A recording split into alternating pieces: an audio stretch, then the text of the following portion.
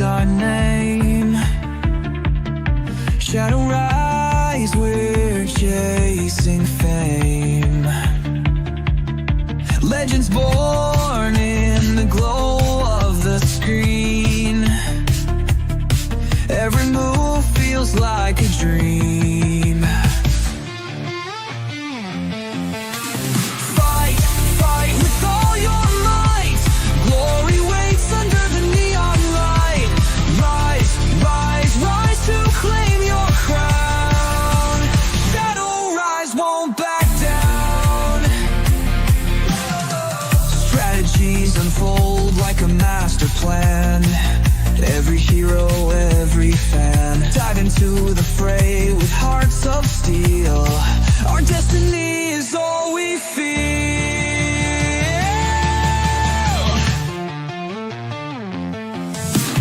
Fight, fight with all your might. Glory waits under the neon light. Rise, rise, rise to claim your crown. Shadow rise, won't back down. Unstoppable, we're igniting the spark. Brush off defeat, we hone every mark. Stand together, this is our time. Synchronize in perfect rhyme.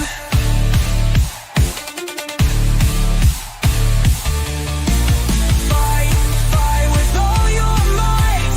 Glory waits under the neon light. Rise, rise, rise to claim your crown. Shadow rise, won't back down.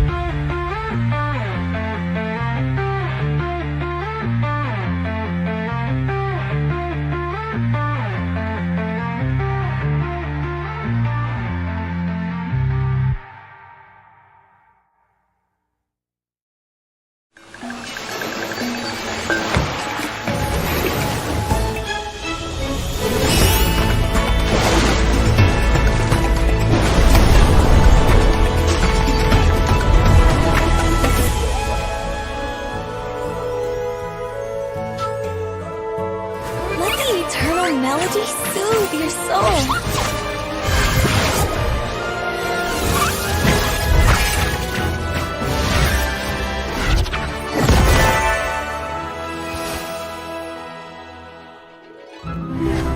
Echo through the darkness.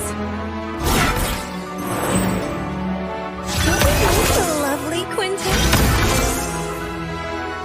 Embrace the music!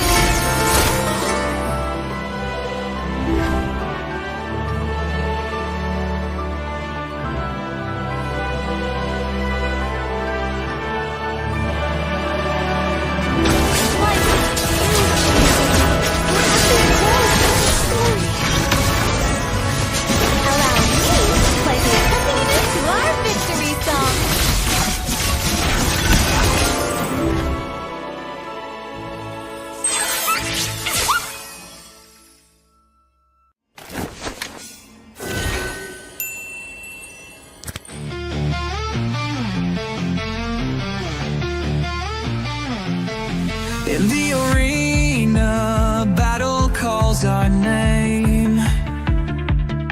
Shadow rise, we're chasing fame. Legends born in the glow of the screen. Every move feels like a dream. Fight, fight with all your might. Glory waits under the neon light. Rise, rise, rise to claim your crown. Shadow rise, won't back down. Strategies unfold like a master plan. Every hero, every fan, dive into the fray with hearts of steel. Our destiny is all we feel.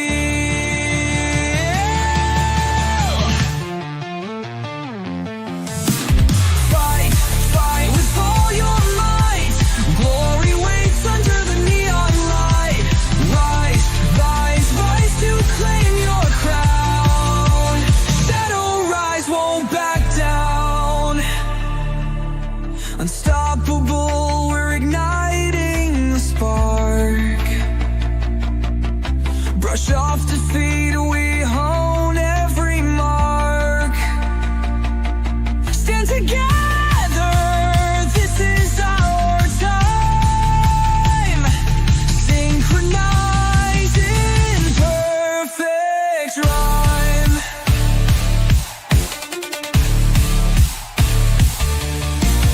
Fight, fight with all your might. Glory waits under the neon light. Rise, rise, rise to claim your crown. Shadow rise, won't back down.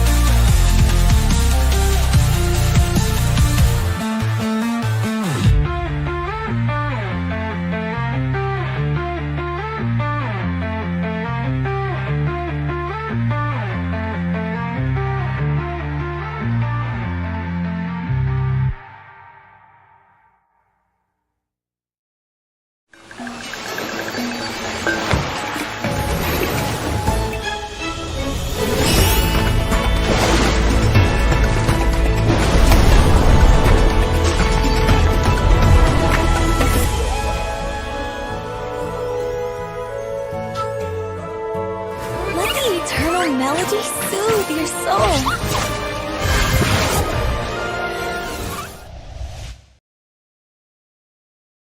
Welcome, ladies and gentlemen, to the Champion of the Realms Season 2. This is day 3, round 3, and the first match of today. The tournament is soon beginning. Meanwhile, we have to start here because, the viewers are excited and the players are also very excited. But before that, we have to introduce ourselves into this caster deck. It's me, Debbie. Alongside me, it's gonna be Cole. We are gonna be bringing out the show, the analysis, the colors of this game today. And yeah, before we get into this game, also we have to introduce the teams that are gonna be playing right now. As of now, Step Bros and Zeldi Sozao Beta in this best of one series. So, what are your thoughts about these two teams, Cole? Really well. I mean, both the teams are really good with their picks and drops, and I'm more of a like kind of things that I will be seeing in this. I will like judging on the drafting phase how the both teams draft against each other, because draft is the most important thing in any match, and whoever wins the draft absolutely win the 60% of the game already, and it's about macro and micro in the play that will be Mm, happening in the land of Dawn, right?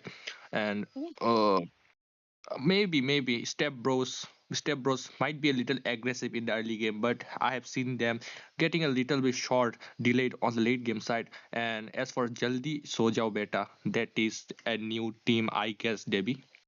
Yeah, they are definitely a new team, but a combination, a collaboration of the players from different known, well-known squads. So, yeah, without further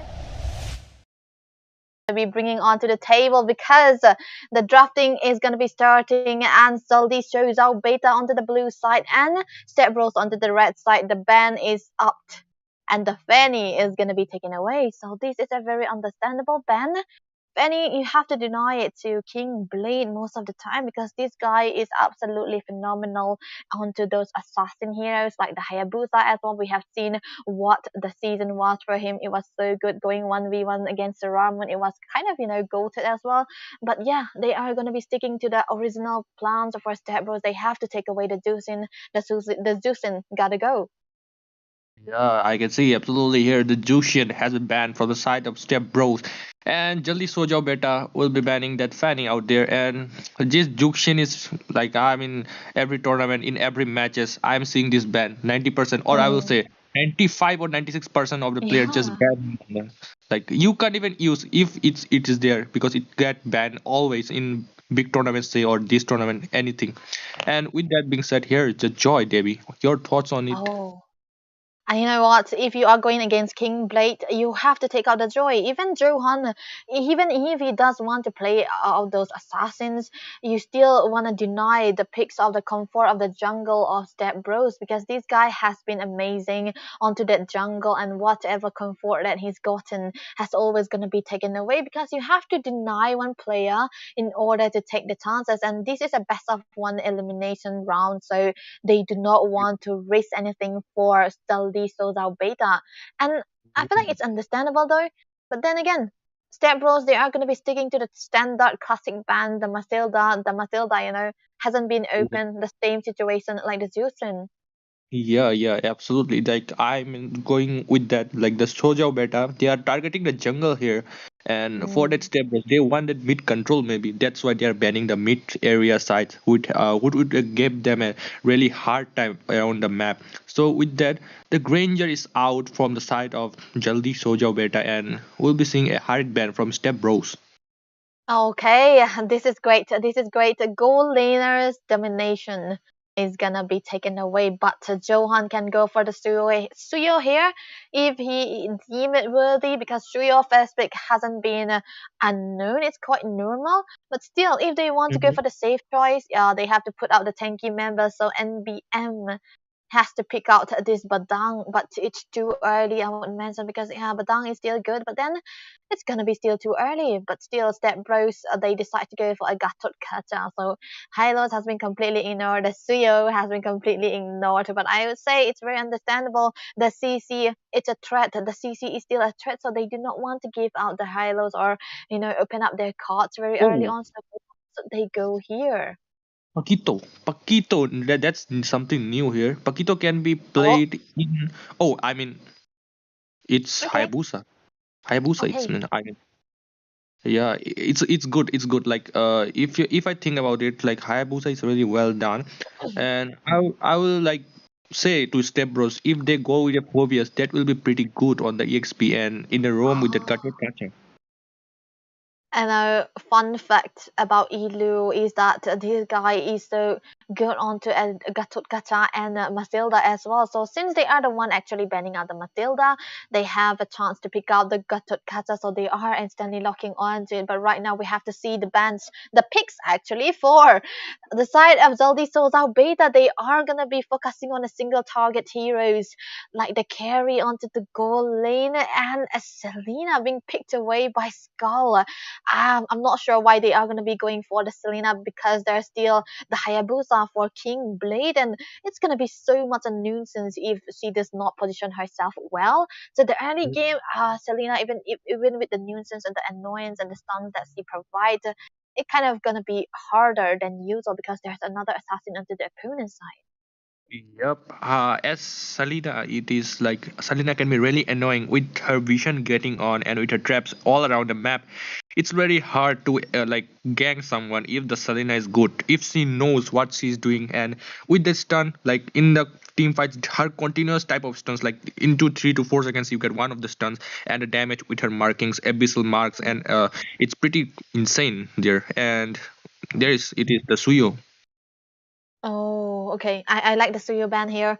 Just try to deny Johan that studio because they already picked out for Step Bros. They already got the Hayabusa, so they do not have any ways to pick up the studio. So they are trying to narrow down the jungle conditions for Johan here for the side of Zeldi Soul's Beta. But still, Johan is a versatile player into the jungle side. He can go for the marksman into the jungle like the Yi Sun Sin as well, and he can have those alpha into his kit too. So looks like they can set up for the alpha, but still the EF ban is gonna be coming up here, and it's quite looks like a they are setting up for the alpha, but still I'm not sure here because for Step Bros they have to narrow down the jungle. Oh, the Julian ban here from the side of Step Bros. Really well done. Really well thinking about it. If you think about it, Debbie, like the Julian might have got them in really big trouble right there. And Oh, I think Jaldi Shojao Beta should pick a Hylos in their team as a roamer and yeah. go for that EXP Badang. And with a Hylos roamer, you can really play the alpha. Cause if you trying to pick the alpha, you will be lacking a bit of mobility out there because there is no Yeah. Matilda.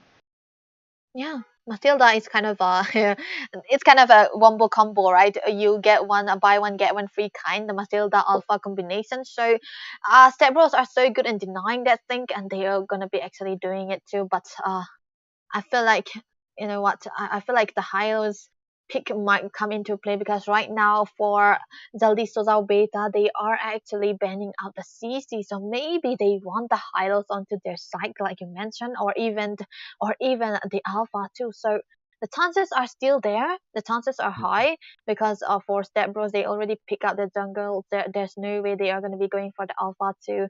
So what should Step Bros go for here? Because there are so many choices. The Lucas might be into the presence though, so maybe they can Oh, go for that too. And then okay, there we go.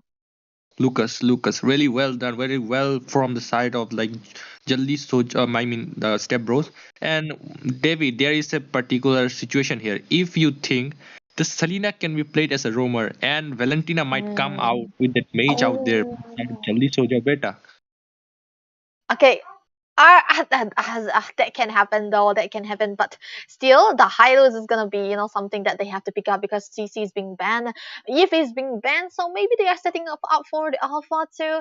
That's gonna be crazy. But if they go for the Valentina into the XP side, it's gonna be something amazing. But we have to see what Zaldiso Zal Beta are trying to be cooking here. So okay, the Hylos will be appearing. Okay, okay, they have to be staying into the standard classic position, right? They do not want Yeah, to go wide, like experimental into this best of one series because it's an elimination round. So yeah, yeah. good approach, good call for Zaldi Solar Beta. So the early game is into their hands. It's still they're gonna be lacking the magic damage. It's just the Selena that they have. Yeah, absolutely right. But you can't forget the high loss on the early game has too much damage. If Mhm. you unexpectedly he deals a lot amount of damage in the early game. And I will say the early aggression from the side of Jaldi Soja Veta is far more greater than that Step Bros because they got high loss, Badang, all over CC in the potential CC combo. I will say Jaldi Soja Veta has more CC than the Step Bros right now. And Mm. maybe a last pick. Oh, Xavier, Oh, nice pick, Xavier. nice pick. I will say that is a nice pick because backline divers is really low from the side of Jalli Soja Beta. Oh, you are right. There's no big line divers except if the Selena lands a stun.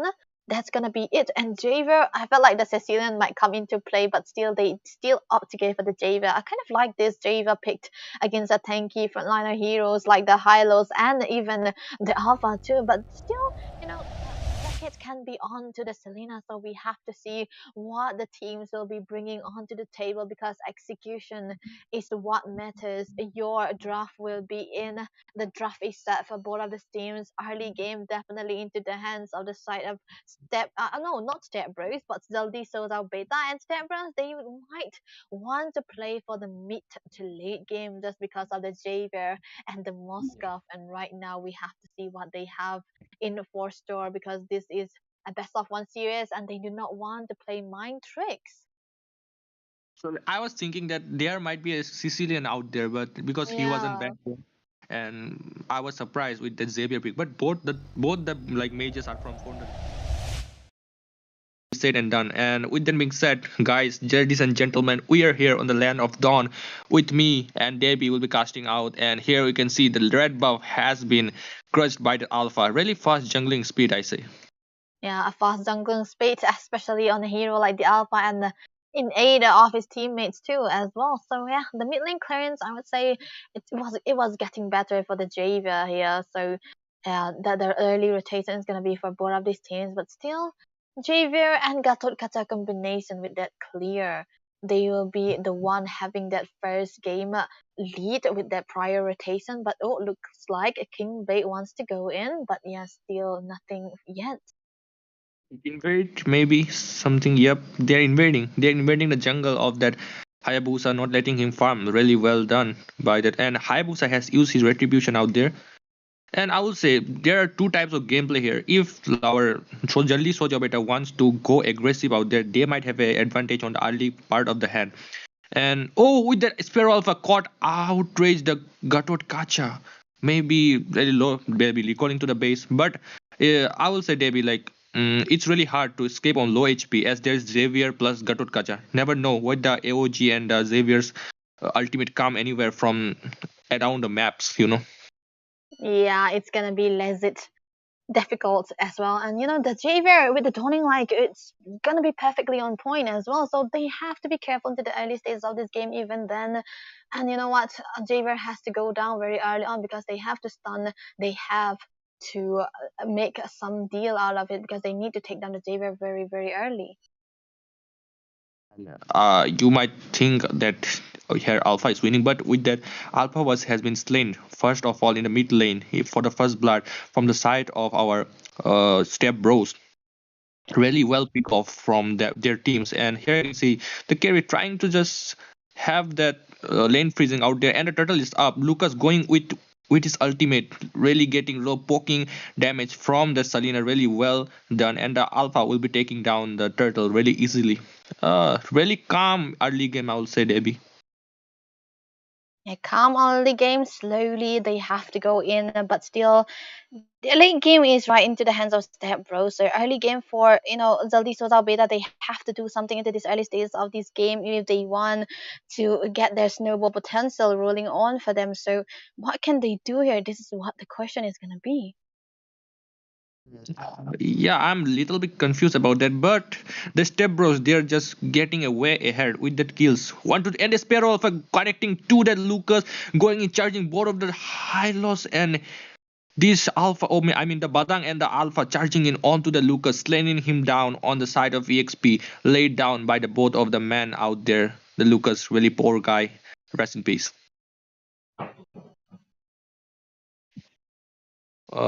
Here the Gatot Kacha just going on to that, like I will say, XP lane, trying to focus on that carry, really poking out the damage, but in the late game the carry will be getting on ahead with the Gachoka shredding his shield out there, and Moscow will be turning, oh, with the guardian of our guardian will be going in, but there is no use for him because there was no enemy in the bushes.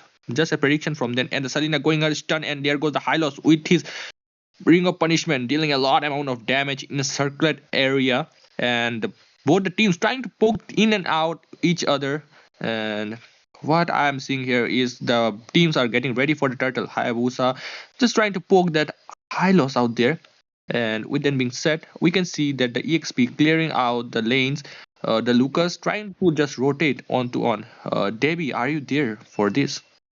Yeah, they are. I am ready for this, and they are as well. But look at the dive coming in. The glorious pathway will be used just as defensively, but the dive coming out from King Blade, there has to be the second kill as well. But the AOZ will not be connecting into the backside. He's gonna be in trouble. Elu have to flicker. He have to move away. But look at the tankiness coming out from him. And BM will be executing that with so long of a team fight coming out from just one hero for the side of Step Bros. Yeah, here we can see that the team fight was really well done from the side of our say Strebos or the Lisojabeta. And here Lucas going on to the Alpha charging in, but will be not enough the damage, and the Alpha Oh. dealing a lot around the end. The Lucas will be taken down, maybe. Okay, he escapes. Oh, yo, he escapes with a Oh. little bit of HP out there. Oh, I was thinking he will be dead.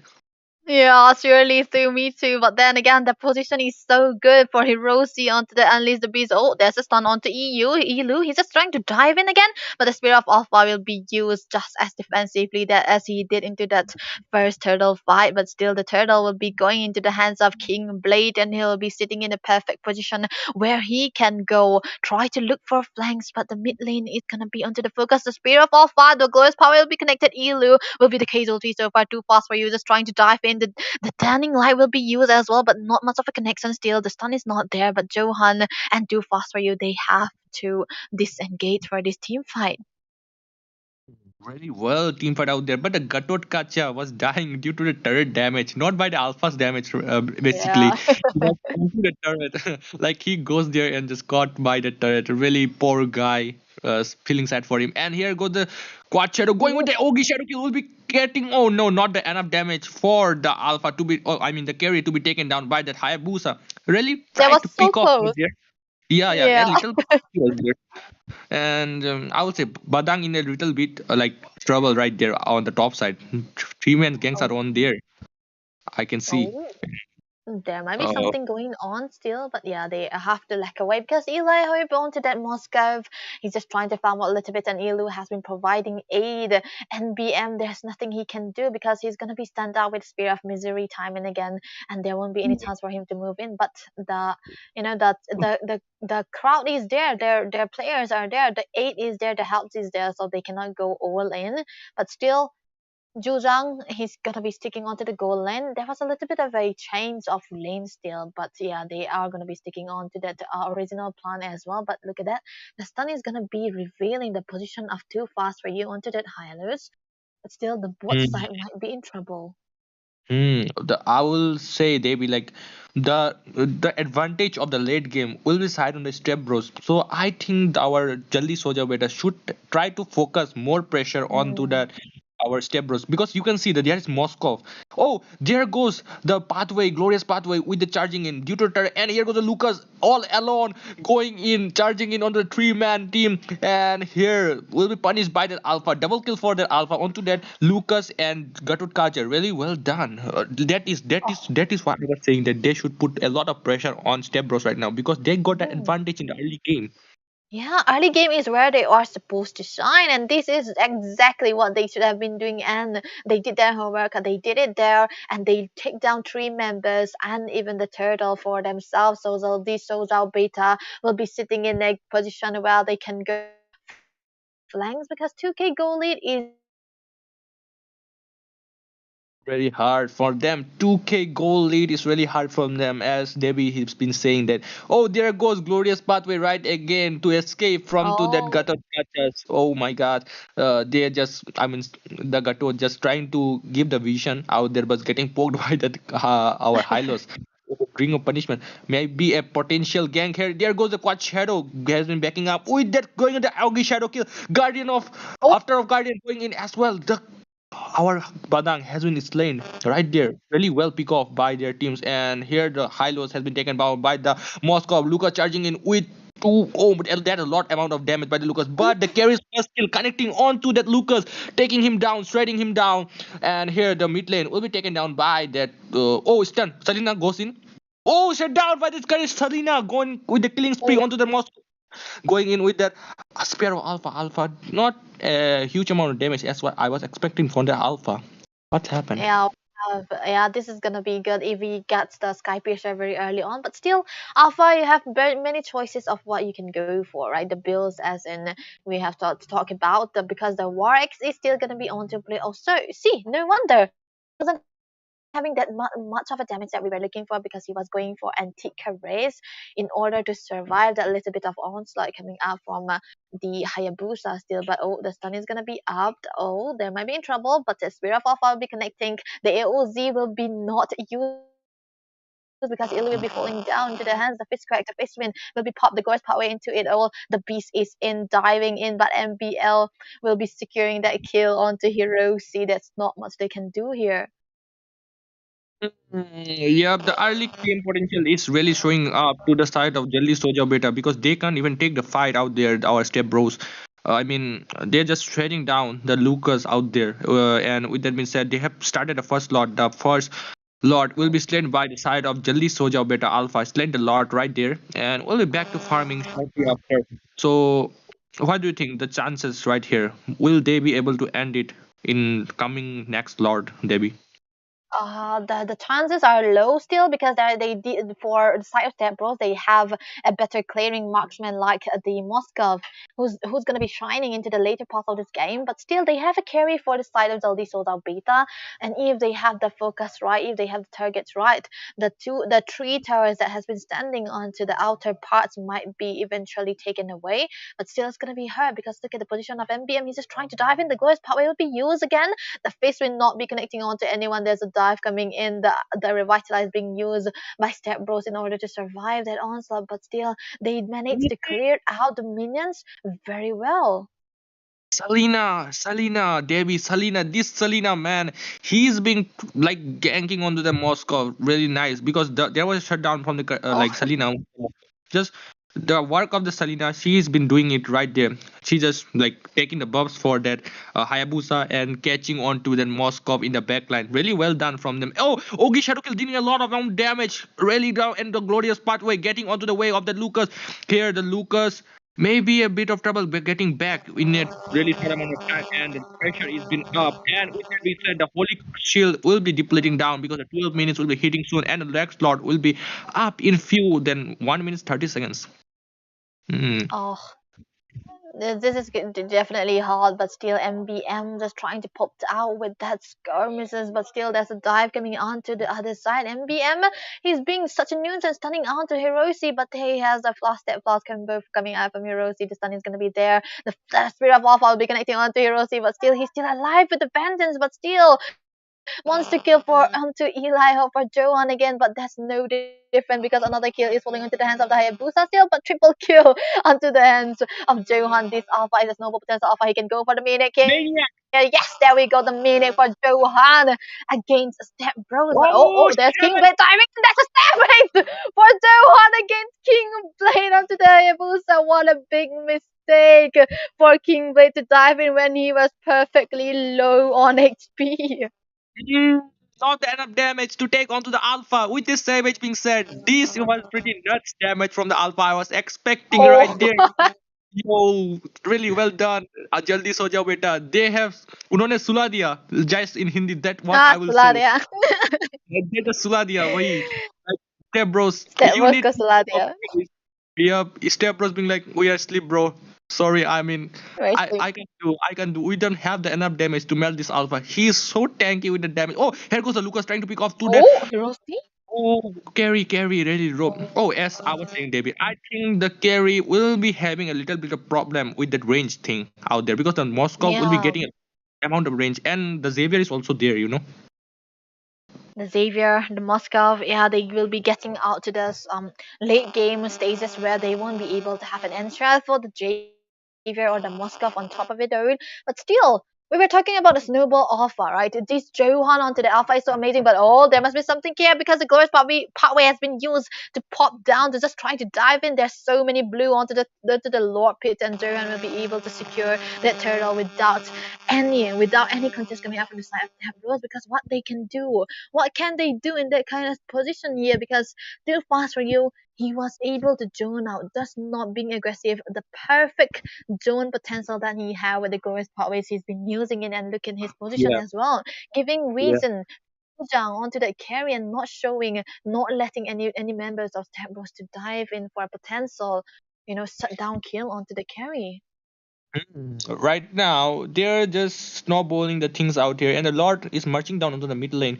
And like the Badang is not letting them escape, like the frontliners. Mm. The frontliners has been shedding by the true damage from the side of Alpha, as well as the carry. The frontliner is really hard, and the Lord will be going in with the glorious pathway had been dropped down, charging in onto the Lucas back there, and here goes the AOG will be coming up. No, not that. Not be well done by the AOG. Carry slain the Katot Kacha right there, and the Lord is almost on the half HP. Lucas really low on the HP. Legendary for that Alpha out there.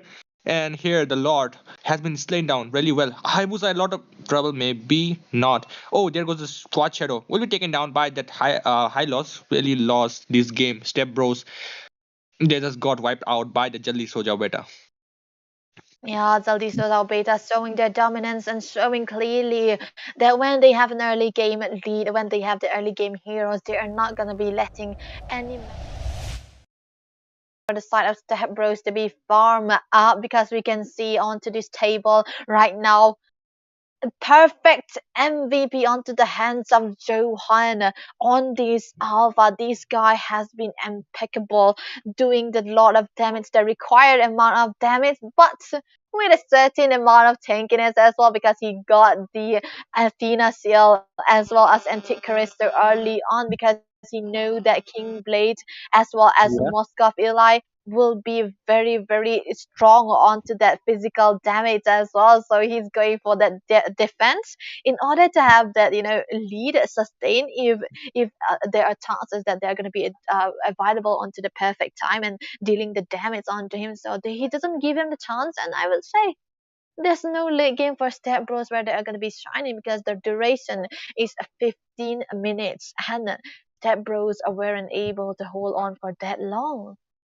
Yeah, I will say, David, the main problem was that Lucas. I'm not saying that he was around, but the main thing was the Lucas was charging in too fast into the game, so he was wiping out the frontliner they needed for the Moskov and Xavier to be dealing a little bit of HP must so was not able. So the Alpha was charging in, so it's a little bit less because that Lucas was not in the team fight. Before the team fight, he just goes and dies, so it was not cool for them. Yeah,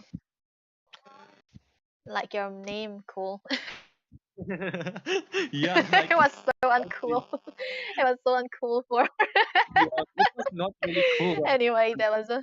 It's not cool, right? Yeah, Yeah, I mean, maybe you're taking away all the coolness from Hiroshi, or maybe his name is not cool, so he wasn't cool.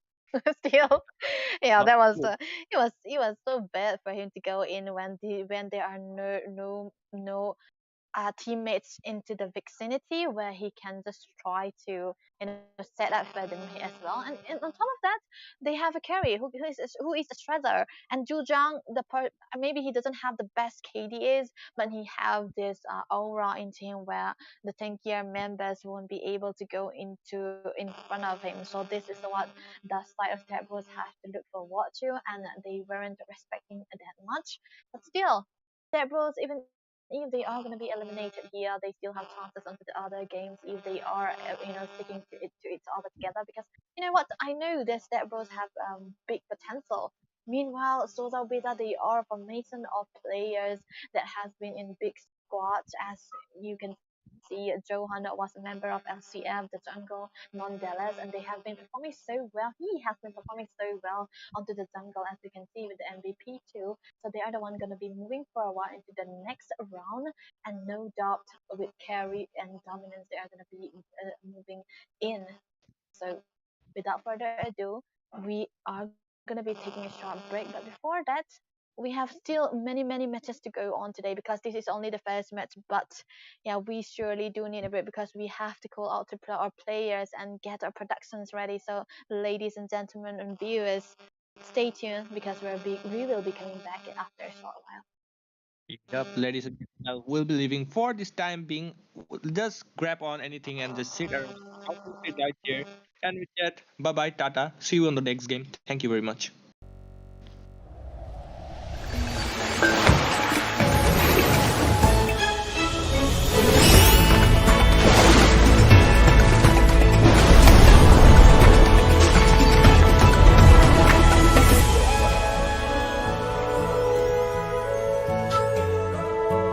Let the eternal melody soothe your soul.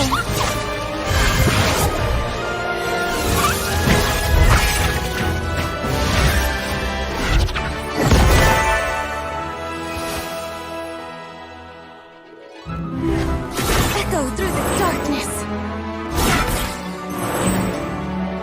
Don't we know the lovely Quintet? Embrace the music!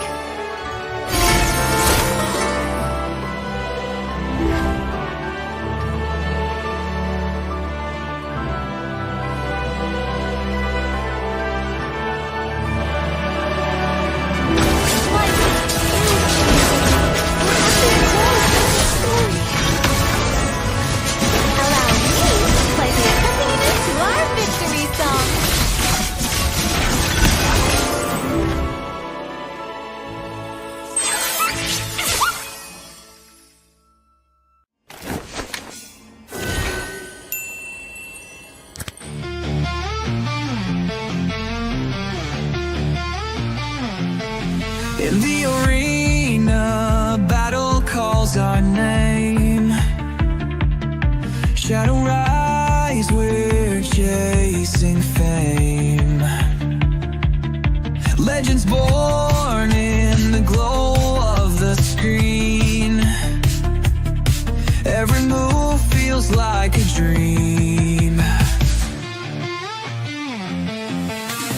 Fight, fight with all your might. Glory waits under the neon light. Rise, rise, rise to claim your crown. Shadow rise, won't back down. Strategies unfold like a master plan. Every hero, every fan, dive into the fray with hearts of steel. Our destiny is all we feel.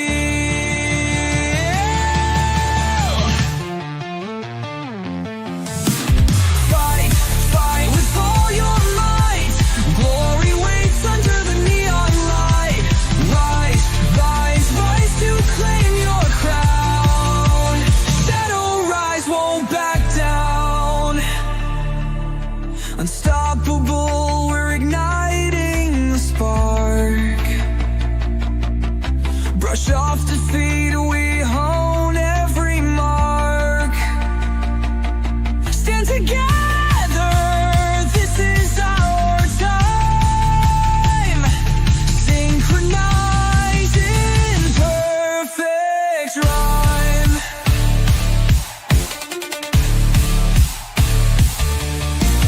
Fight, fight with all your might. Glory waits under the neon light. Rise, rise, rise to claim your crown.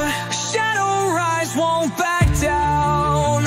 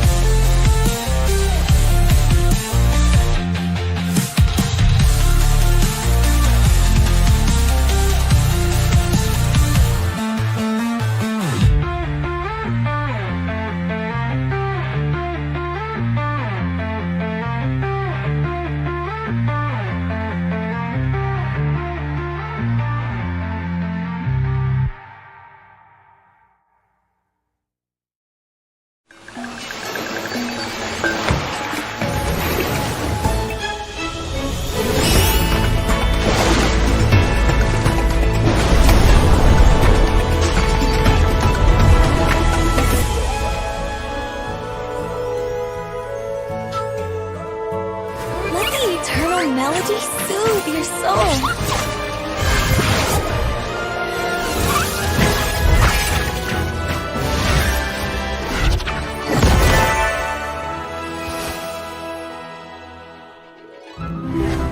Echo through the darkness. Don't we know the lovely Quintet? Embrace the music!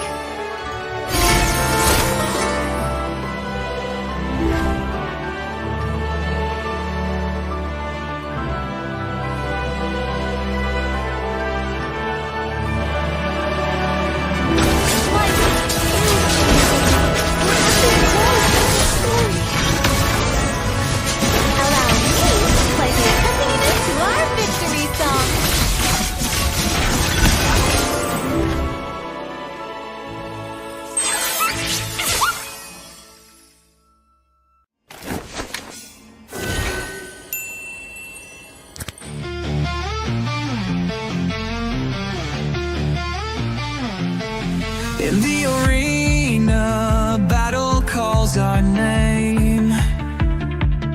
Shadow rise, we're chasing fame. Legends born in the glow of the screen. Every move feels like a dream. Fight, fight with all your might.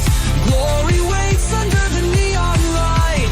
Rise, rise, rise to claim your crown. Shadow rise, won't back down. Strategies unfold like a master plan. Every hero, every fan, dive into the fray with hearts of steel. Our destiny is all we feel.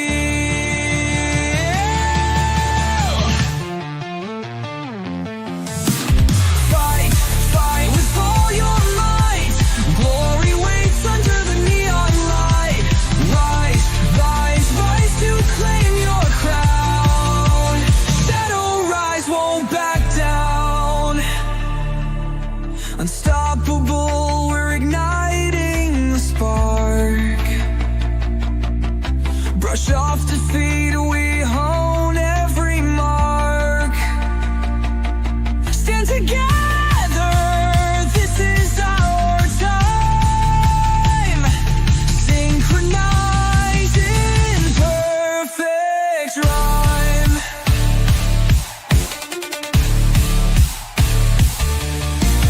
Fight, fight with all your might. Glory waits under the neon light. Rise, rise, rise to claim your crown. Shadow rise, won't back down.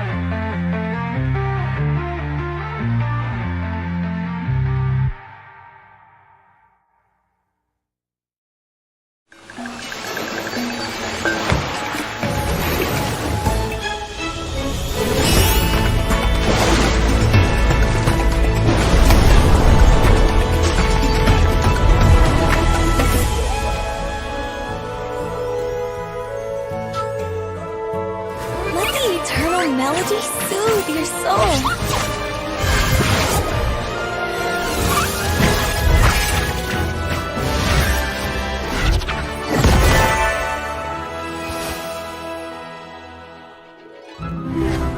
Echo through the darkness.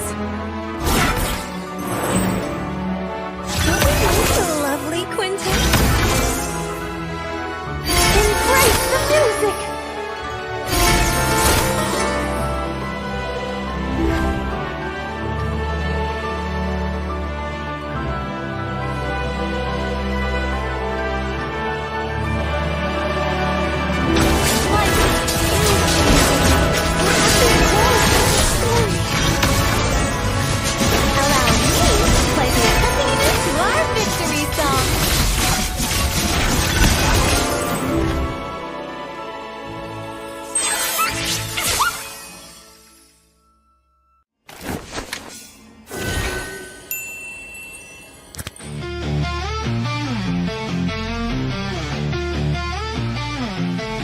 In the arena, battle calls our name.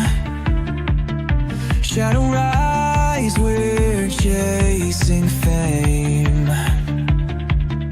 Legends born in the glow of the screen. Every move feels like a dream.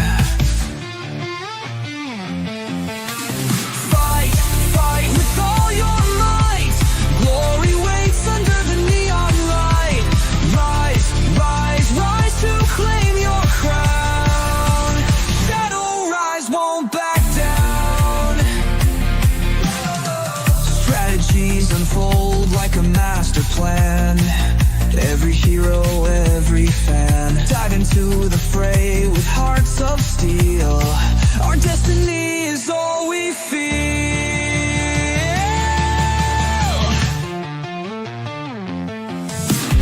Fight, fight with all your might. Glory waits under the neon light.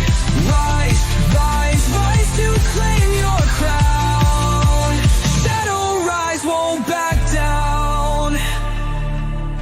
Unstoppable, we're igniting the spark.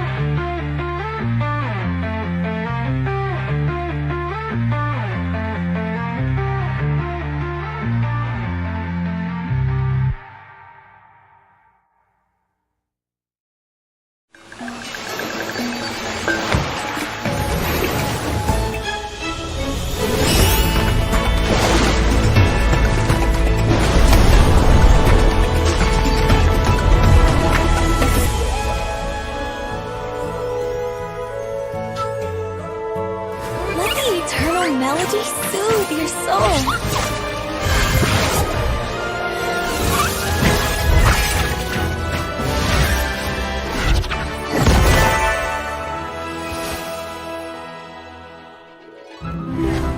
Echo through the darkness. Don't we like the lovely quintet? Embrace the music!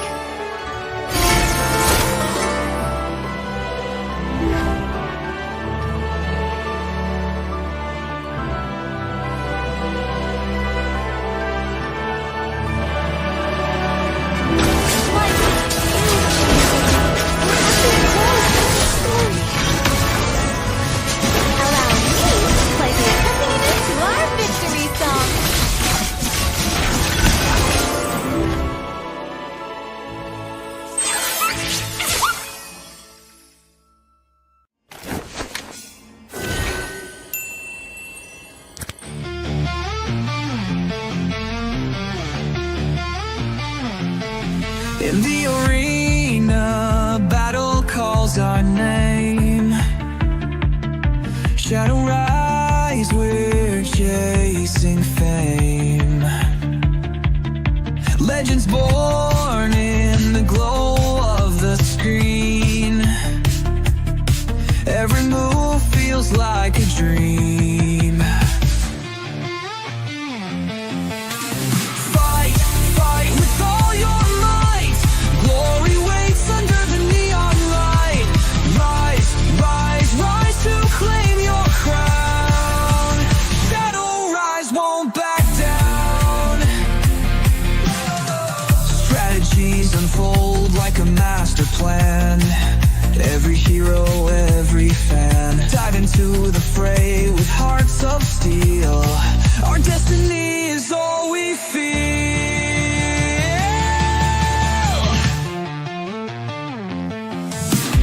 Fight, fight with all your might. Glory waits under the neon light.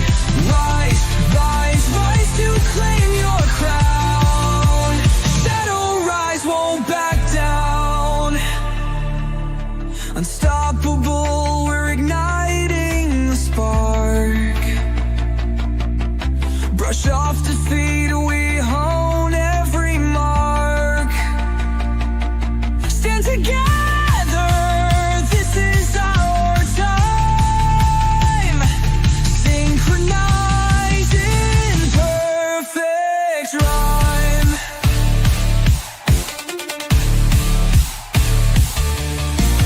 Fight, fight with all your might. Glory waits under the neon light. Rise, rise, rise to claim your crown. Shadow rise, won't back down.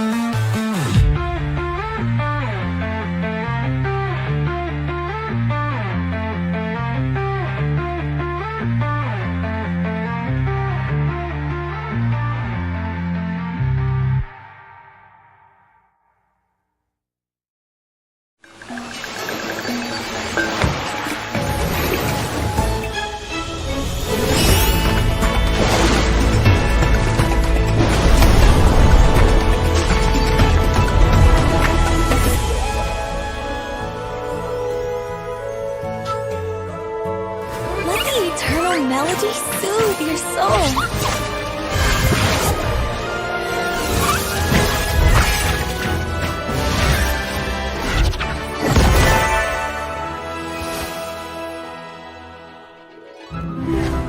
Echo through the darkness. Don't we like the lovely quintet? Embrace the music!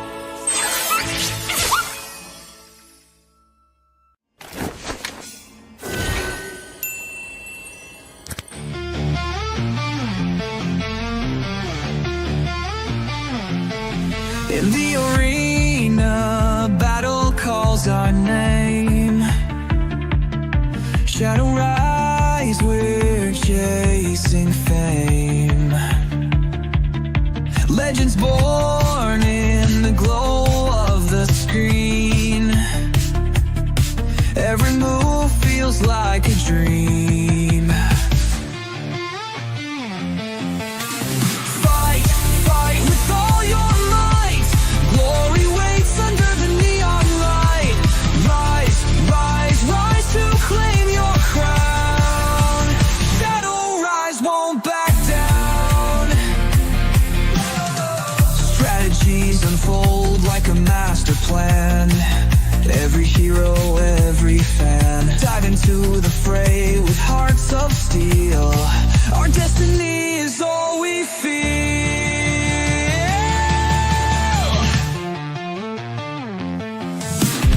Fight, fight with all your might.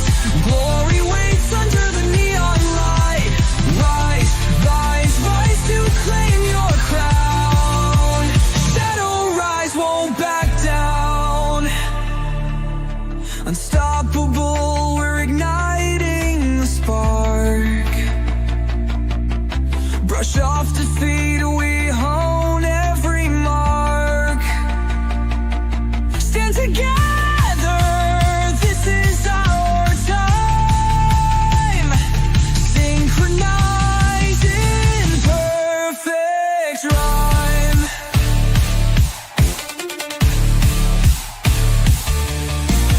Fight, fight with all your might. Glory waits under the neon light. Rise, rise, rise to claim your crown. Shadow rise, won't back down.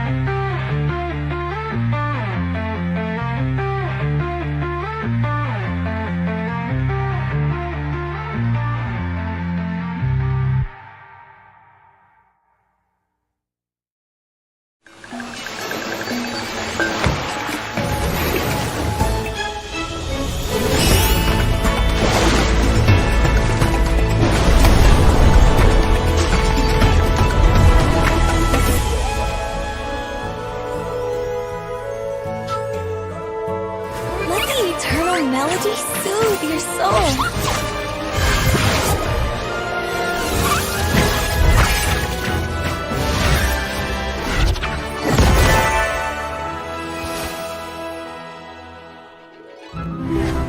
Echo through the darkness. It's a lovely quintet. Embrace the music.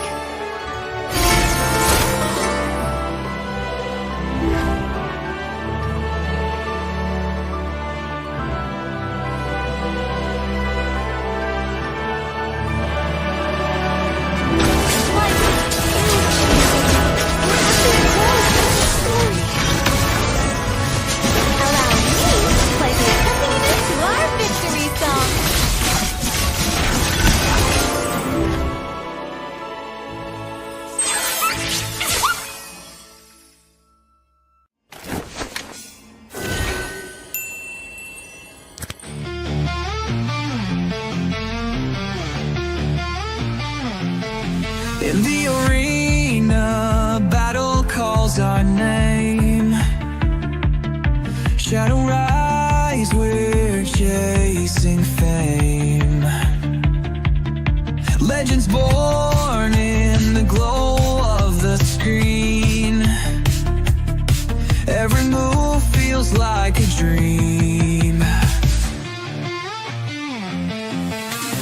Fight, fight with all your might. Glory waits under the neon light. Rise, rise, rise to claim your crown. Shadow rise, won't back down. Strategies unfold like a master plan. Every hero, every fan, dive into the fray with hearts of steel. Our destiny is all we feel.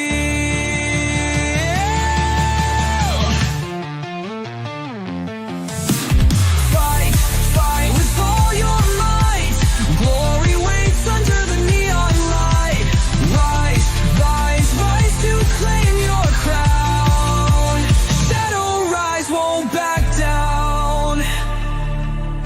Unstoppable, we're igniting the spark.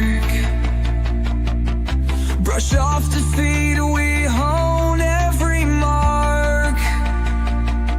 Stand together, this is our time. Synchronize in perfect rhyme.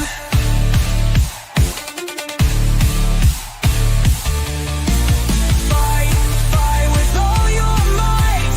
Glory waits under the neon light. Rise, rise, rise to claim your crown. Shadow rise, won't back down.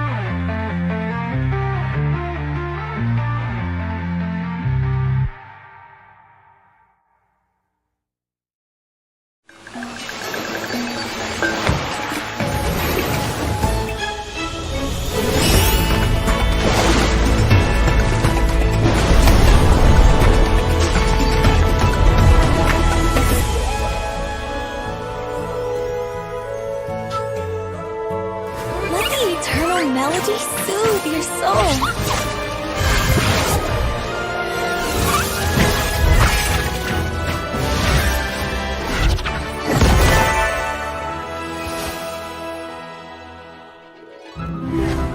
Echo through the darkness. Don't we like the lovely quintet? Embrace the music!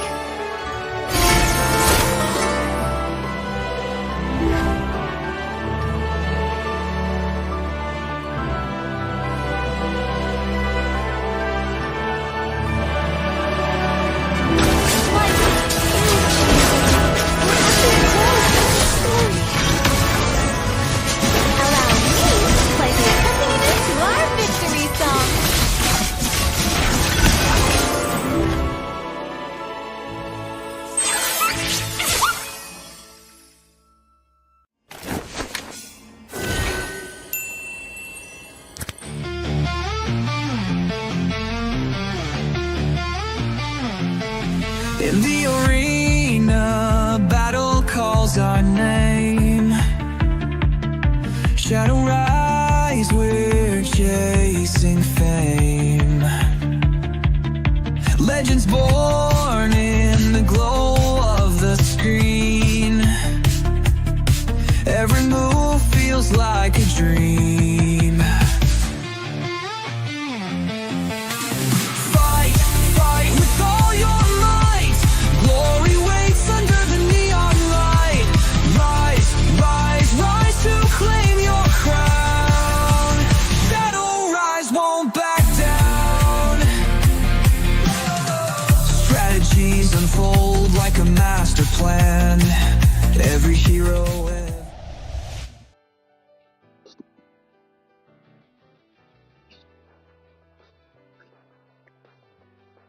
Good evening, guys, and welcome back to the stream.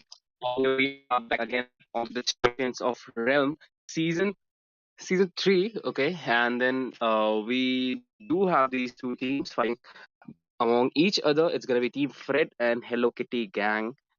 So I guess it would be a nice showdown to see these two teams playing, facing off each other. But then it's also the third rounds, day three. So it's gonna be the best of one series for now, and all the custody it's gonna be. burger alongside Peachy. So Peachy, say hi to the stream, even though you're tired. I know that. I say something. Hello everyone. Hello Hello. Butler. I hope you guys are doing well. And here we are, another new day while the teens are here now. I am excited to see another Hello Kitty gang.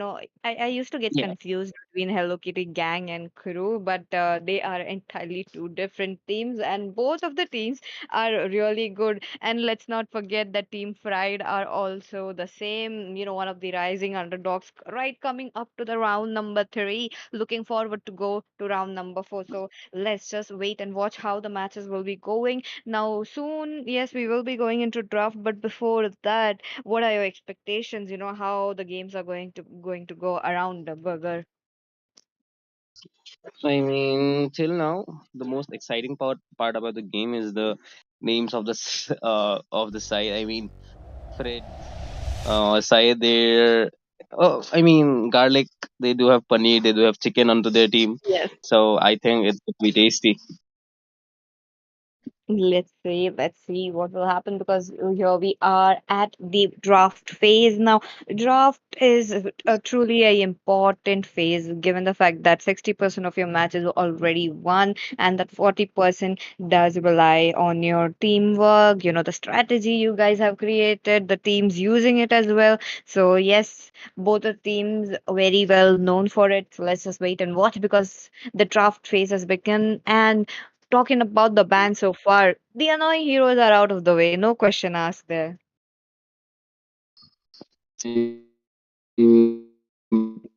Position you would never like to see her. Meanwhile, you play, on the map because obvious reasons, man. You're gonna get picked off and thrown away easily. So, I mean, and you won't be able to sustain so much damage. The damage she provides as early game, I don't think so. You don't get much gold to resist or buy. I mean, you can't buy items to go defensive straight away. So yeah, banning her out is a very wise choice. Along with Fanny, I mean, she's also a really great hero. If it's early game, I mean, she can literally snowball the early game in her farm and I mean secure some kills over the enemy's red buff if possible. Because that's the turning point for the show. And then you can also see the Badang getting banned out. Obvious reasons, man. I mean, you have seen it previously. I mean, throughout the map, I mean, even not much in ranks though, because uh, uh, I guess that's my fault because I haven't played much rank onto this season. But then still, I haven't seen much Badang being picked up in the ranks. But meanwhile, in tournaments, he is, I would say, a really changing asset for the teams, and I mean, a pretty well hero.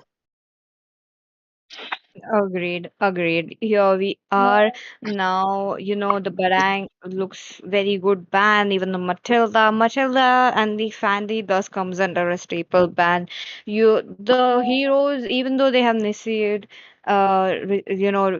buff by again and again, and buffs and nerfs, they are still very prominent into the meta now. Again, Fanny does comes into a kind of a safe ban while players can or cannot anticipate that pick coming in, so it's just best better to ban it all off or just if there's a fanny, your team has to play trying to counter every single possible picking up all the possible heroes and then trying to play around it. So that's not the case that we will be looking at today, but at the same time, one last ban coming in, and that would be a CC. So that means Team Fried would love to go ahead with a high loss or even a Gato channel. That is truly interesting, given the fact that CC is banned, but here we are, the Suyu being open and it's been picked. I mean, this hero is great if we talk about early jungle lead or mobility.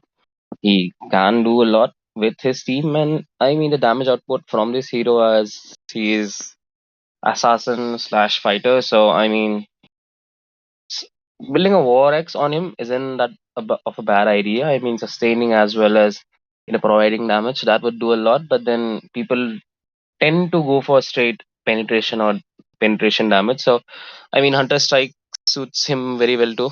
You can also go in with the Sky Pacer because the damage output in the early helps a lot in securing kills. But anyways, Team Fred will be taking Lucas. I mean, the hero. Uh, I mean, for now, I don't know because I haven't casted much.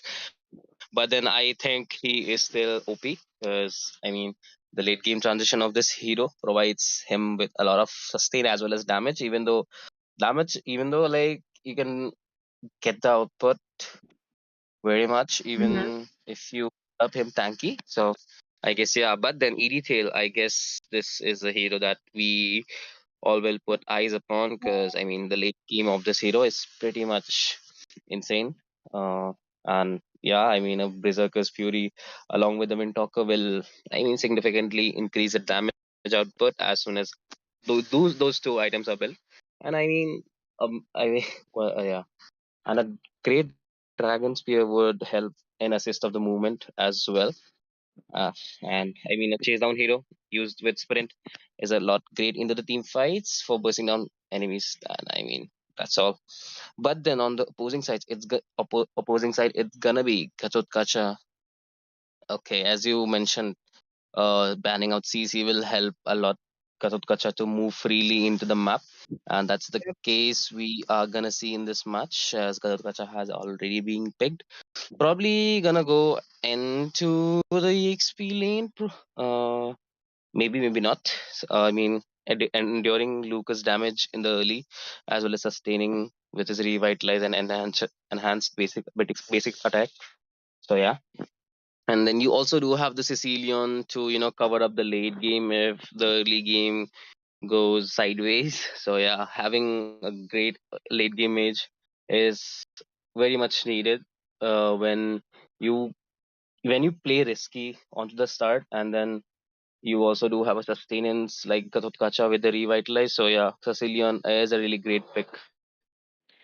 Very good picks coming in, but at the same time, Hello Kitty Gang are truly playing around that fast mid lane clearance as well as a late game insurance. So that might be a little bit lopsided for them, but at the same time, we do see Team Fried playing at the same plane, the mid game to the late game looking quite strong for both the sides. But what about the early game? They have to make sure they get a little bit of damage. Now, Vexana is there. Let's not forget that the Suyu will be there. Now we did see a few of the matches that the Suyu is dealing so much damage into the very early game and getting that snowball and continuing the momentum to themselves. But today may or may not be the case, so we have to know the answers into the game very, very soon. But moving back into the draft, look at that. Julian, one of the good early game insurance, will be taken off. Along with that, the Mia, a very peculiar band. Don't you think so, Burger?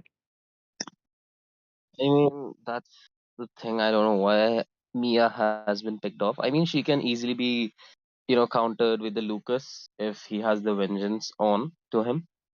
And I mean, pretty much that's all. But then, I mean, they probably thought, what if she ults and then, moves to the back line just to kill their Vexena? Because probably they are thinking of something like, okay, they have banned Carmilla. So I think they are more thinking about a combination where they will set up and then kill the Vixena. So yeah, they are securing some of uh places for their both of their damage dealers. It's gonna be Vixena and AD Tail. And then we also can't deny the late game output of this hero because because the damage increases significantly, and as soon as she completes her build, I guess that's the point where you get scared of the hero because mostly it will just melt you away in seconds if she's with the inspire. If not, I mean she will be just chasing you around with a flicker or sprint. But then True. onto the picking phase, it's gonna be high lows for the team Fred, and yeah, great hero. I mean, with an needy tail, I that's really commendable because it would be a really good chase down combination with the glorious path. I really love all the possible combinations that we are looking at right here, but the Brody, this is something new against a Rethel. No, I That's wasn't expecting this, but hmm, here we are. We are actually looking at a Brody against an Irithel. The main basic would be picking up a Harriet, but Harriet was banned. And the next would be the Granger, but this was truly anticipated that the Irithel will be there no matter what because she is very good. She is actually the queen of gold laner as of now, so why not? So picking up a comfort hero. Both the sides are actually playing it out, but Team Fried. I see that sneaky little jungler. Look at them going out with a Popol and Koopa. Now that is truly interesting pick to see. Like both the sides, yes, we do see few of the comfort heroes. I mean, yeah, you maybe it's a bit odd seeing Popol and Cooper being picked up, but then you can't deny the damage output as the late game falls because she's a marksman, right? So, usually marksmen get their damage output in the lane, and Popol and Cooper is one of the most, underrated heroes, I would say. And as a jungler specifically, because I have seen so many games turned out just with this hero. Because in the early game, they do majority of people do underestimate the damage, and that's true. I mean, early game they don't. This hero doesn't have much damage onto him, but then as the late game falls, you never know when you're gonna get melted out from this combo.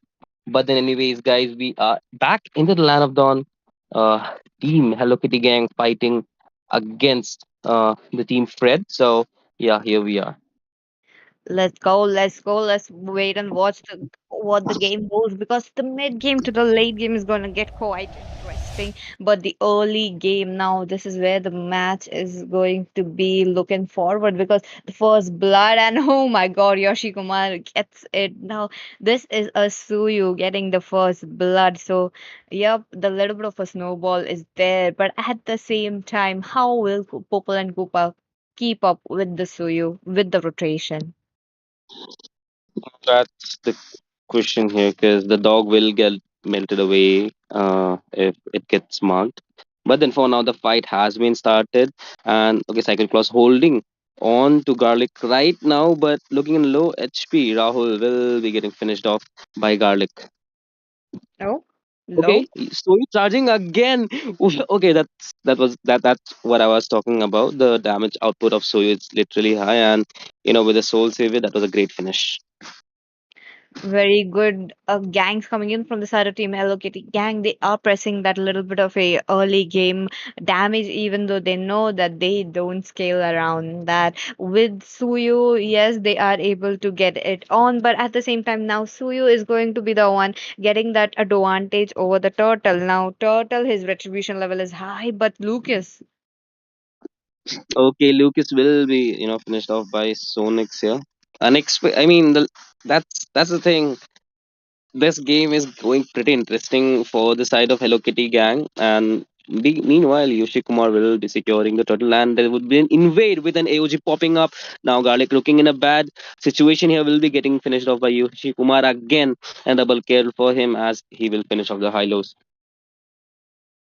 A little very pressy game for the side of Team Hello Kitty gang. They are trying to move around very quickly around the Suyu, which is a good news, but at the same time, they need to protect their fried garlic. Now, this Popol and Koopa has to make sure that they are surviving because they are the sole hope that they can deal so much damage while staying at a very safe position. But that is not coming here because this Hylos is getting off very early from the map. So that is truly not a good scenario for the Cyro team Fried. But let's just wait and watch because the top lane Irithel does have the pressure. She will be getting cornered out, and the heavy crossbow is on, but meanwhile, it's gonna be Cecilia securing the kill with his back. On the bot lane, it's gonna be a 4 though, and Sonex will be getting finished off by Punny here. Right, Punny. Oh my, that's the same case that happened for the Irithel, but this time onto the bot, there's Edith. I do believe that the top lane trade was much more greater than the trade happened into the bot, because you have just taken a set maker while the set wasn't made. That was purely a one, like a 3v1 situation, a 4v1 situation into the hands of Edith. But I do see you look at the same again while Garukacha. Okay, will be starting on now, but Rahul in a bad spot. No, it's gonna be okay. And working the clear. Meanwhile, Paneer, no, Paneer will be getting finished off by Sonex. You're getting a revenge kill though, because previously he was killed by Paneer. Now Sonex getting his part, and so you will be securing the turtles. Oh my, this turtle is here into the hands of Team Hello Kitty Gang. Now, it is really looking good for them. Burger, there's one more thing that I've noticed. You and I, like, our names are just, basically fruits and a food thingy, but even Team Fried are related to fruit thingy. Are they open to take applications? Are we allowed to join the team? Maybe they will Look at them. allow us, but then for it's will give us I mean, just for scaring away the enemies. And I mean, for now, Garlic is getting cornered out. AOG will be popping on him, but would be getting missed there. But Sonex coming in. Rahul will be finishing here. Garlic again, and I mean, a bad time for him. Looking at the situation, another okay. That was a double kill for Gatot Kacha. Paneer jumping in for this stage now. Will he get the double kill? Will he get Rahul of this? No, yeah, he will get double kill. Meanwhile, Yoshi Kumar will be getting the last kill for the team, and then Paneer will be dying in the hands of Roddy. Hello Kitty Gang, it is a game for into their hands now. I love the fact that it was Yoshi Kumar who is sitting on the throne right now with 606. He is getting all those kills, his position is good, he is getting all those trades. Now, with those trades, the neutral objective is on point. So, yep, naturally, you do see them dominating the game. But onto the side of Team Fried, okay, looking at the itemization, I look at the Aerith. First item is the Malefic Gun. That is a mistake coming in. That was probably not the first item they wanted to go. Probably a Husk Flask would be a good, but oh, Yoshikuma. Again, Yoshi Kumar just went in deep to kill Paneer, but then I don't think so. With a vengeance, that would be much easy. But now on the chase, Hylos will be putting on his ult. Rahul seeing for an opening, but no, he is not able to. Rahul chasing down Paneer here. Will that work? No, they are just using wasting the resources. But meanwhile, AOG will be popped up godlike for Yoshi Kumar now. Again, a kill for Lem, but a mega kill. Okay, double kill for Worldwide Handsome. I mean, almost a wipeout though. Yep. I mean, Edith just got lucky. He didn't connect to the AOG. That was definitely, I really like the sets coming in from this Gatot Kasha, because, he's closing that opportunity. He's closing that pathway where they are supposed to actually run out from, and forcing them to come in forward, inviting them for the fight that they never asked for. That is kind of the gameplay that I really want to watch, and this is the kind of gameplay that I'm getting. So, yes, going very interesting into their hands. But now the question is, are they going for a early lord, because they do have the advantage, and Yushi Kumar is definitely having that retribution advantage as well. So let's just wait and watch what will happen, because the passive from the mid lane already gone, while they are trying to get the passive from the bot lane. That might not be the case right here. We do see the Luke is already waiting it out, and yep, that will be the early lord you're talking about. No time wasted. Suyu is already there. I mean, that's something I guess will help them to push inhibitors. Probably get the game because, I mean, as we talked about, Team Fred does have a lot game potent heroes which will work in the late game. But for now, I don't think uh, neither Irithil has much damage nor Popol. Neither you could say Vexena's crowd control will work here.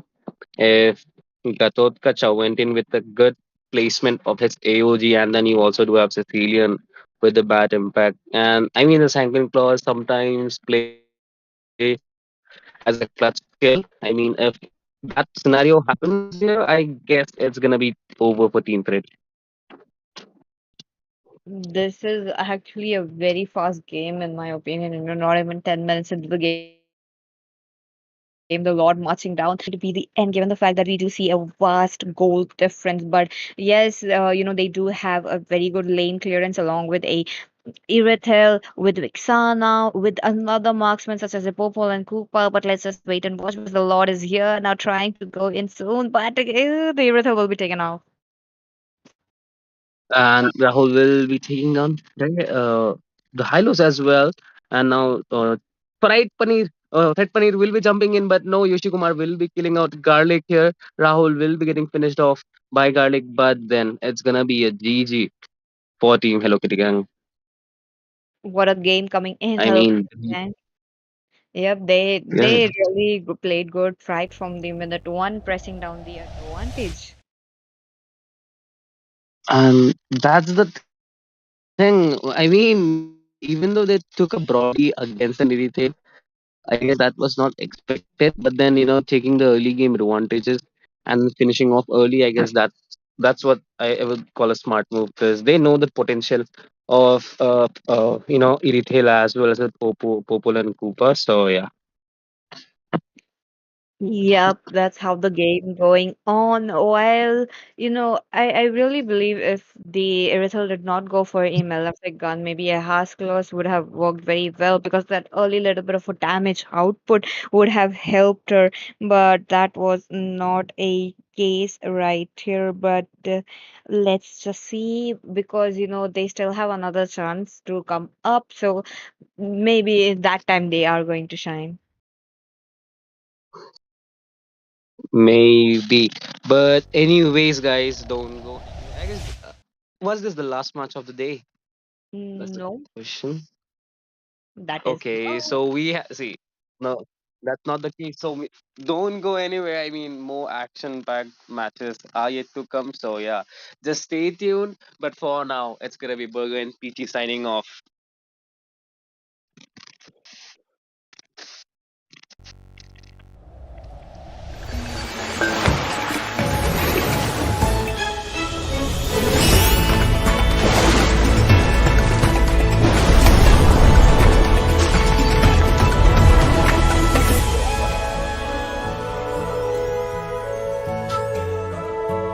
Let the eternal melody soothe your soul.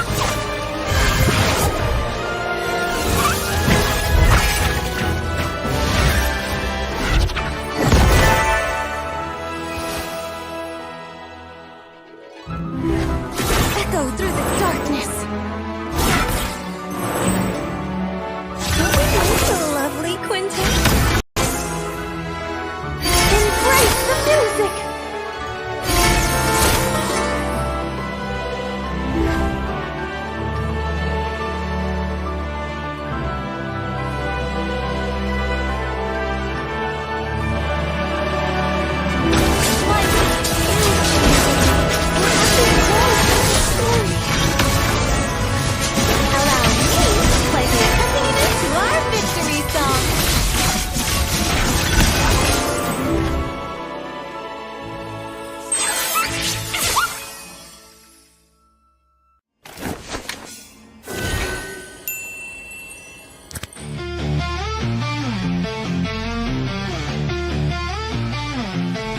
In the arena, battle calls our name. Shadow rise, we're chasing fame. Legends born in the glow of the screen. Every move feels like a dream. Fight, fight with all your might. Glory waits under the neon light. Rise, rise, rise to claim your crown. Shadow rise, won't back down. Strategies unfold like a master plan. Every hero, every fan, dive into the fray with hearts of steel. Our destiny is all we feel.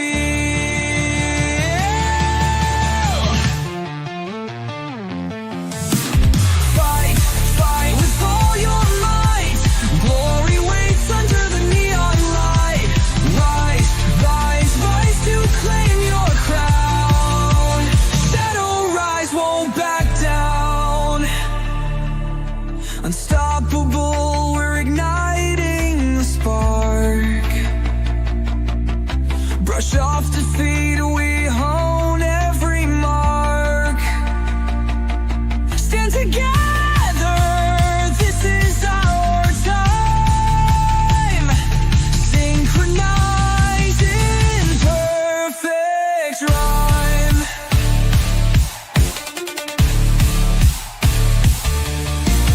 Fight, fight with all your might. Glory waits under the neon light. Rise, rise, rise to claim your crown. Shadow rise, won't back down.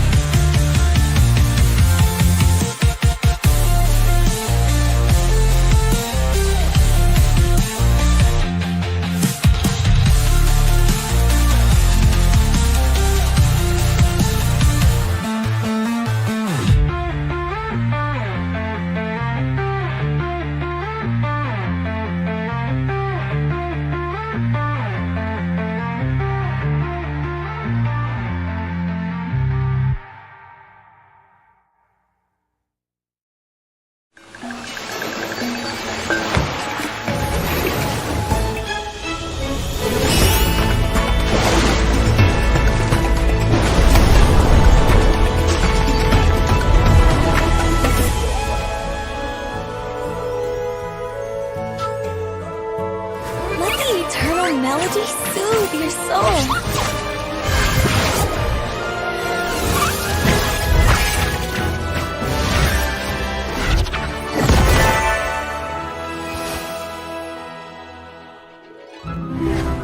Echo through the darkness. Isn't this lovely, Quentin? Embrace the music!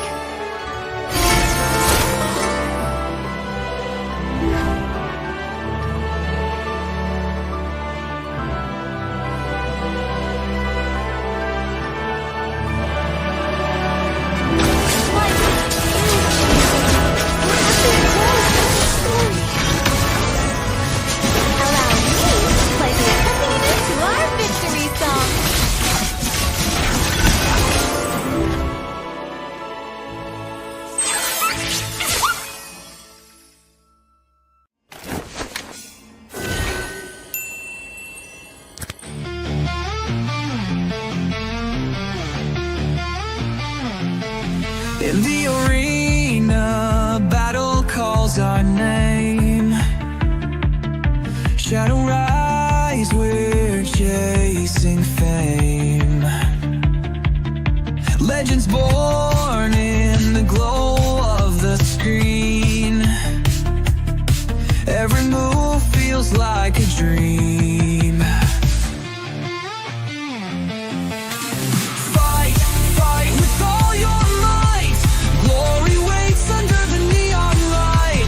Rise, rise, rise to claim your crown. Shadow rise, won't back down. Strategies unfold like a master plan. Every hero, every fan, dive into the fray with hearts of steel. Our destiny is all we feel.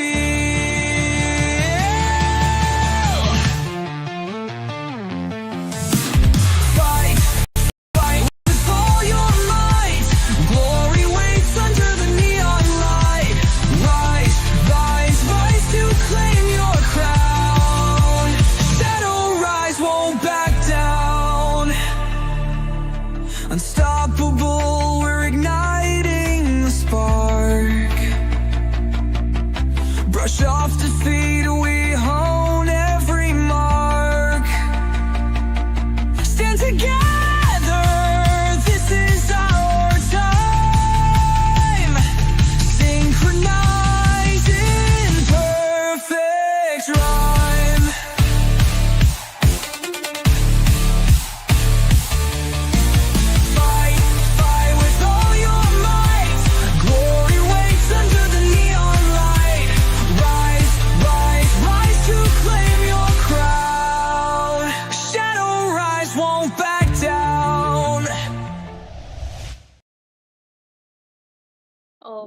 Okay, ladies and gentlemen, welcome back to the third match of the day about to happen. In this Champion of the Realm series, season 2, round 3, day 3, group stage showdown happening right now.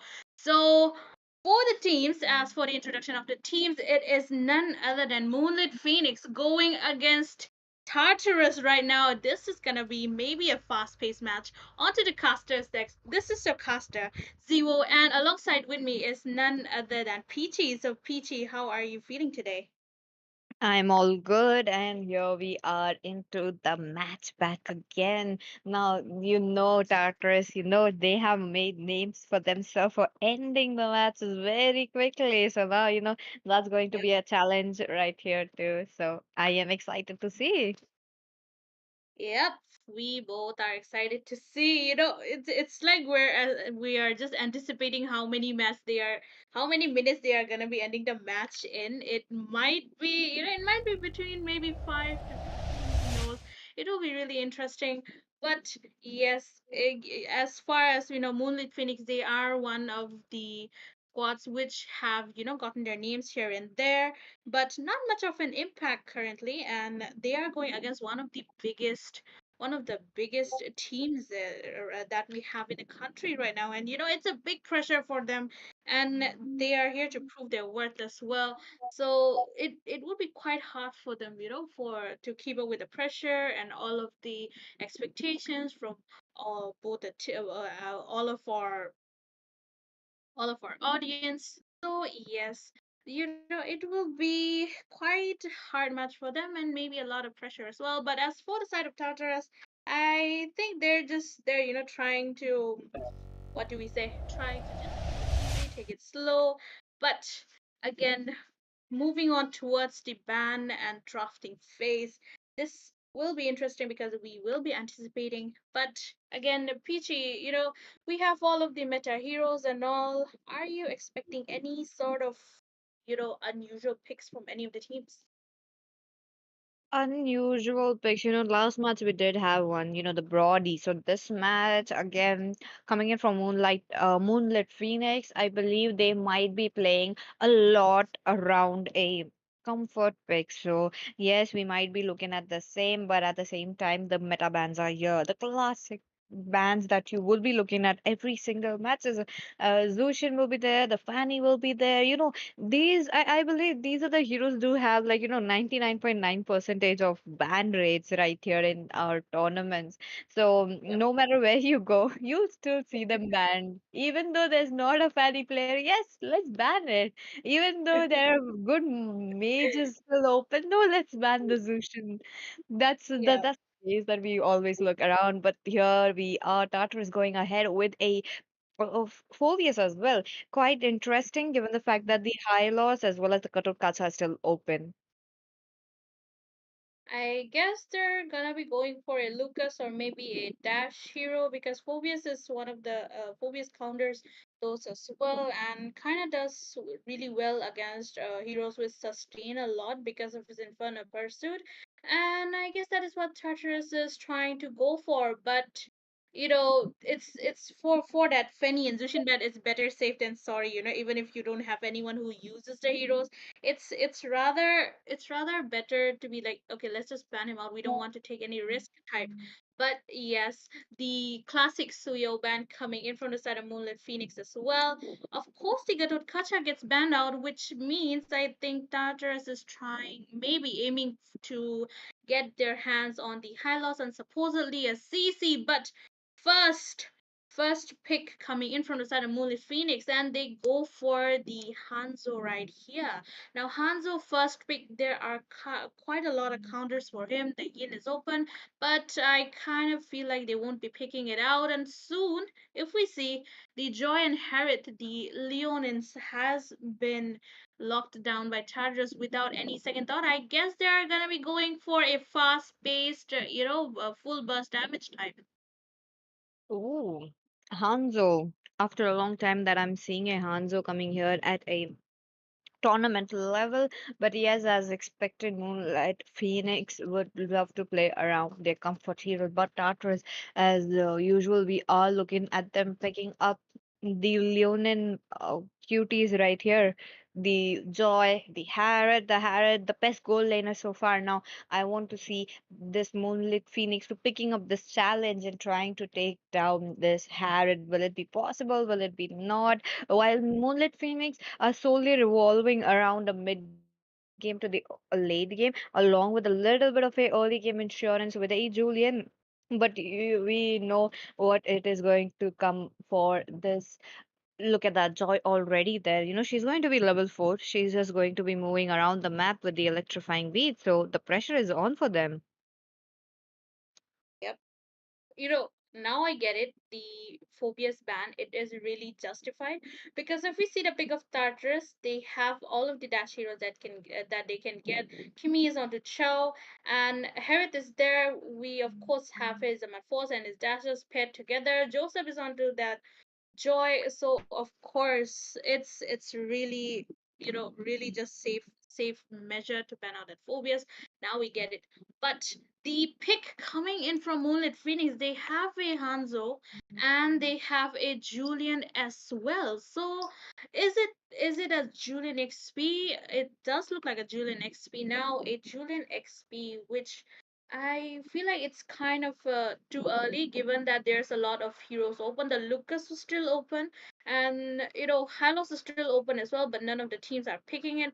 But for the ban, we see a Diggy ban coming in. So does it mean that they are gonna be going for a solid CC like the Tigreal or maybe the Atlas? Because those two are mostly the heroes that Diggy counters out, and I feel like Moonlit Phoenix are trying to cook up something with a solid CC type, but of course the Tigreal, the Tartarus, they do kind of estimated that and banned him out, and of course we can't forget the Moskov as well.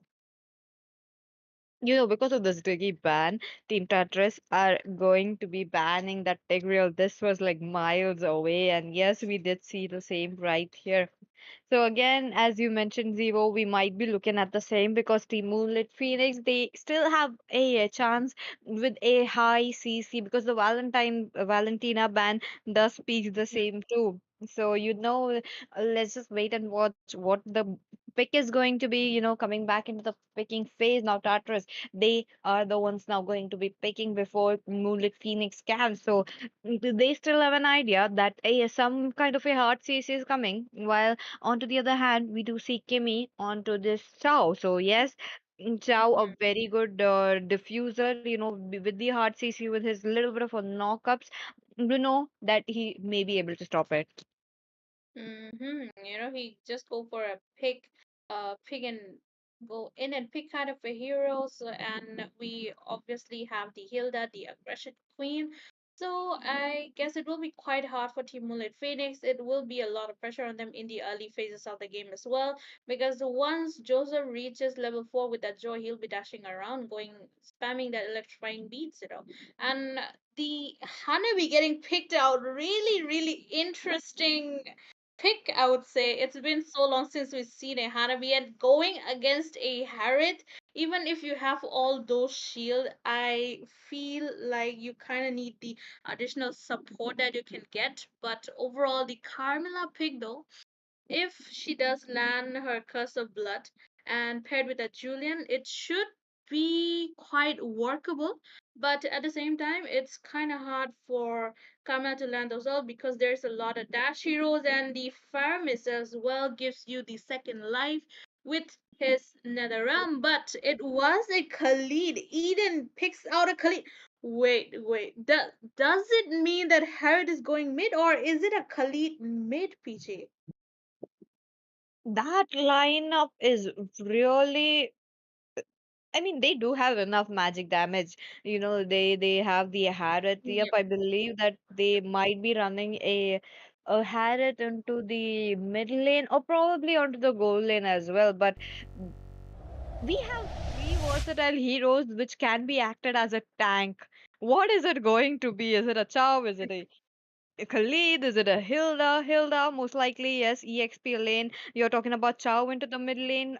Good option, but he needs that concussive blast to clear up his lanes very quickly. But at the same time, Khalid is the one who can actually clear the lanes. So maybe they are trying a Khalid into the mid lane, but I do believe that they are still running that, one lane push and trying to end the game very quickly. Yeah, really, really interesting combo, I would say. But it is a Hilda mid, I guess, because I see Harriet going for the goal lane. But overall, it will be really, aggression dumped onto the side of Team Mulit Phoenix, because look at that, Kimmy is going in, poking here and there and just coming on like it's something casual that they do every day. And although Julian is being a little hard on Khalid there, I believe Khalid, he since he has a sand guard, he should be able to, work it out well. But Eden trying to poke him out, the damage coming in from Hilda. Okay, the follow up is there. Joseph is going in for the retreat. His first blood in his hands. Hanzo gets taken down. The okay, team Moon Infinity, they're still trying to go for it. I mean, it's not a good idea, and Kakashi Hatake gets taken down as well. But Sicilian, he gets his kill on Eden. Kimmy once again dealing the damage. Of course, the last hit going on to Joseph, double kill for him right there. I mean, the early aggression coming in from Team Tartarus. They are not here to play. They are here to end the game as soon as possible, and we see that by how they picked out the whole lineup. They were not lacking in any sense, though. They had the magic burst, they had the poke, they also have the hard CC. So overall, I guess this will be a hard match. But look at that, Cecilian gets taken down again. Mega kill in the hands of Joseph right there. Not being easy for Team Moonlit Phoenix. Oh, this is what we have anticipated because they Moonlit Phoenix are playing around the mid game to the late game with a heavy composition while pushing Julian onto the EXP. That is really coming onto them, but Eden, onto the other hand, he's playing on his passive, trying to poke them out, trying to push them away from the river area, and in turn, it will be Joseph taking the turtle. Yep, the turtle goes into hands of Tartarus really easily, and Rexy gets taken down yet again. Julian is just standing there, not being able to do anything. The chase is there. He gets taken out in the hands of Eden, and Kakashi Hatake not being able to do anything at all. Look at that, just going in between the turrets like it's nothing, because four people right inside the turret, not even scared of anything. Cecilian tries to save his love, but he gets taken down, and Cecilia does land a hit onto Hilda, taking him out. Kimi might be onto the chopping block next, but Hanzo, his ult is gone, so Kimi will live to see another day so far. Wow, this game is definitely going very well into the hands of Team Tartarus. Look at them. They are pushing the advantage. They are trying to make sure to get as much as kills into the hands of Joseph as well as Eden as well. Now look at him. Yep, the solo kill coming in. Hanabi gets taken down. The Team Tartarus, they are not leaving the enemy map at all. They are not even letting them farm properly. Like, look at the flicker wave the dragon combo coming in. Kimi does get taken down in the hands of Carmilla. The curse of blood is there. Bat's feast, but not dealing much damage. Petrify does get used up onto the backside. Khalid going in with the triple sweep. Dharma does get his hands, gets taken down. Joseph going for Kakashi Hatake yet again. Double kill for him right there with the help of electrifying beats. And Harriet going in with his Zaman Force. Look at that. Sicilian gets taken down. So 4-12 score in 4 minutes, and the goal lead 3.9k, almost 3k goal lead there. And with the 3K goal lead, it is the triple, the kills that we are looking at into the hands of Tartarus. Look at that. Joseph is not even stopping anymore. He just wants to get the blood as much as possible. Now, even the Hanzo is not able to keep up, so that is a entirely new scene to see because the amount of pressure, the tankiness, the pressure, look at them. Yep, they got a lot of sustain as well. I mean, there's three people who can sustain a lot of damage, and they are making sure that they are the ones taking the damage because two of them are quite squishy, but they are also the main damage dealers, right? So one more person gets taken down. It is the Hanzo yet again, 0-3-2 in his KD, not being able to do anything with the amount of pressure, immense pressure. Hanzo is supposed to be top tier right now, but Tartarus, they are proving it otherwise. They are being heavy on Hanzo, and this time Hanabi might be on the chopping block next because Joseph is going in with his electrifying beats. Legendary for him right there. The shield of Hanabi is nothing in front of him. She is like paper. She is squishy. She gets taken down, but look at that. Harriet's still going with his 7 force. Kimi goes in, trying to go for a way to dragon, but not being able to. Kakashi Harage does get taken down, and Kimi, he gets away with that HP as well. On to the other hand, Eden is just there, eating the grass and getting his HPs up. But one more kill in the hands of Joseph right there. Julian gets taken down. I feel like it's a brawl match at this point because look at the amount of people dropping like raindrops. Look at that. Three people already down in the matter of 30 seconds, and the chase is still there. The couple is in danger this time. But yes, there were no minions, so there won't be any dive. I guess starters, they won't be risking any dive so far. Oh, okay. Oh, Never mind.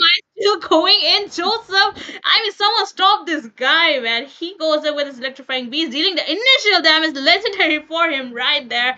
Onto the chopping block, though. Kimi gets taken down. Same with Eden as well.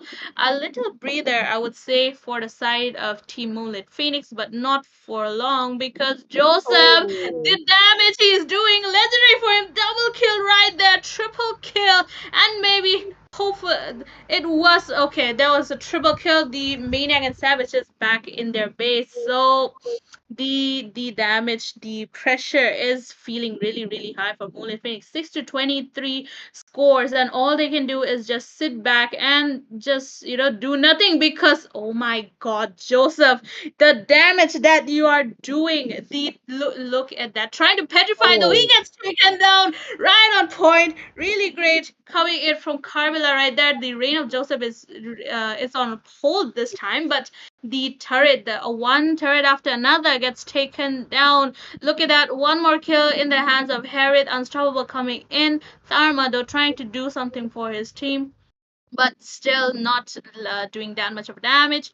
But okay, Tartars, they are forced to get back because they are low on manpower right now, PJ. Oh, but at the same time, they will be not stopping for any of the damages because the damage output is high and from their side, and they know they can press their advantage given the fact that they have accumulated the HP that they have. Look at that. The Hilda, the Chow, the Khalid can make their front man, can go in as their front man, take all the damages from the turrets, and naturally all the turrets are gone. Look at that. The only sole turret that we are looking at. Oh, but wait a minute. Yeah, but team fight is brewing up yet again. Khalid going in with his rain sensor from behind. Monster kill yet again at a full team wipeout. Just Hanzo is there, but Joseph trying to go in, but he gets stopped by minions right there. Although the turret seems like it's gonna fall any moment. The shield has been popped out. Joseph going in, trying to land his blow on Hanzo, but Hanzo, he does get back onto his base though. But for how long? Joseph is stuck there. But is that his plan? Because he's just circling around going there, but the turret gets him and he gets taken down. The blow of Hanzo was there, but the turret was the MVP there, I would say. That's right about it. And look at them. Looks like, I do see the Carmilla trying to go in, but that's not a good moment for her. Quite not a good moment, but the blood of curse of blood does not connect as well. Although Kimi gets taken down, the sanguine claws and of course the bat's feast coming in from Cecilia and dealing the damage. But the Harriet is also farmed. 803, the really really high gold in his hands as well, and he's the one dealing the damage right now after Joseph. I mean, both of them both magic and dealing immense amount of damage, while Khalid, Chow and Hilda are there soaking up all the damage. Like, look at that. This amount force gets used up. Cooldown there, but still landing a blow on Carmilla with the help of Athena. But 30% HP gone for her. Although this is the perfect time for Team Tartarus to go for that Lord and try to maybe end it in this upcoming 2 or 3 minutes. Okay, the inhibitors are still intact, but at the same time, the middle lane, I do see Karma getting taken out once again into the hands of Joy. Now, this is actually the kill farming phase for Joseph. He goes in, he goes out, and that's how he's getting killed.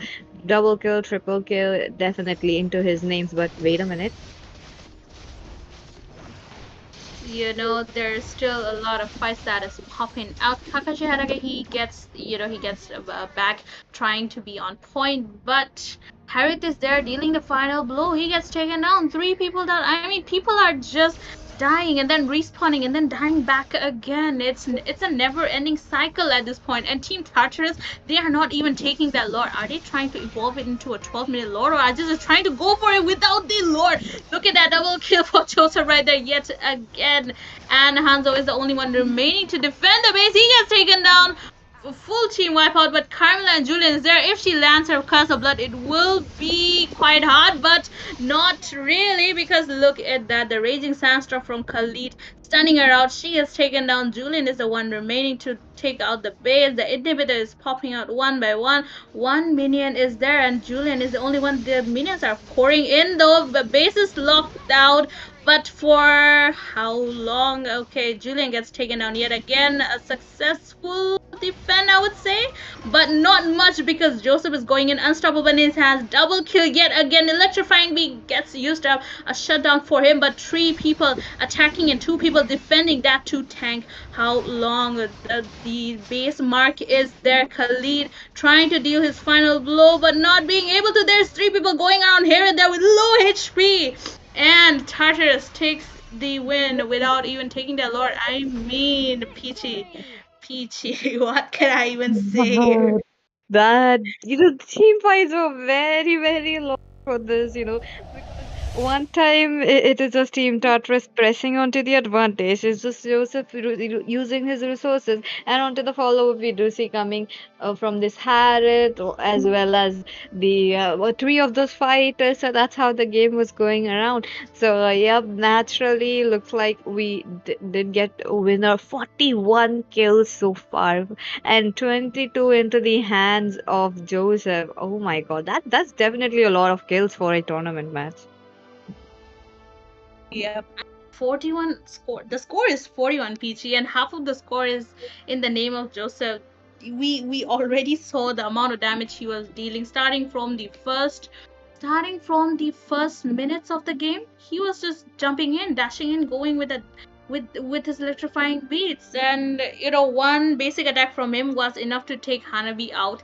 That the damage just speaks for itself, I would say. And of course, the Khalid as well as Hilda and Chow, soaking up all the damage, being all the tanky frontliners. Just the defense was also high as well. And of course, Harriet and Joy dealing the final blow. Overall, I would say it was a really, really damage-packed match, I would say, for the side of Team Tartarus.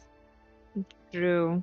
But it was a good game indeed. But again, Moonlit Phoenix, that was a tough luck for them. But again, they still have another chance, so they can play around it. And with that, let's go into a short break, and we'll be right back because the fun doesn't stop here. Yep.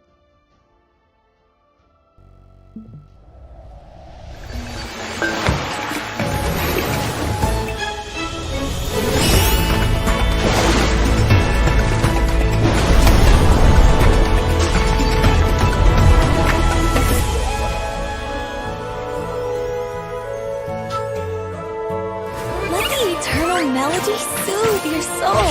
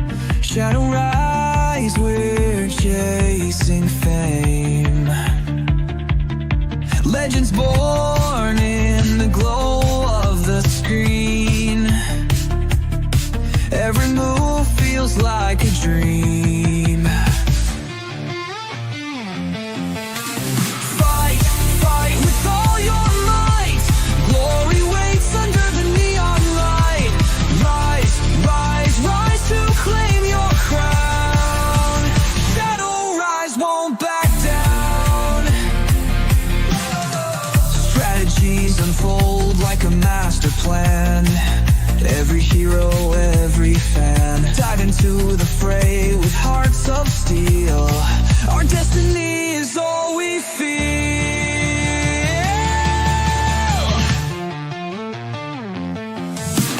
Fight, fight with all your might.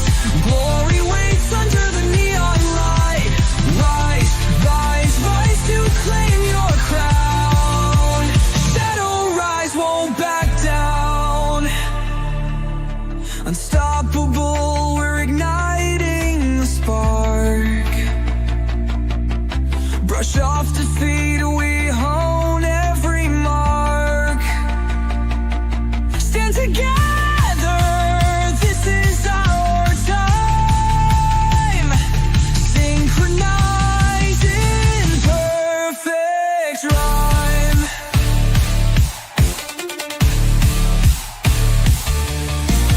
Fight, fight with all your might. Glory waits under the neon light. Rise, rise, rise to claim your crown. Shadow rise, won't back down.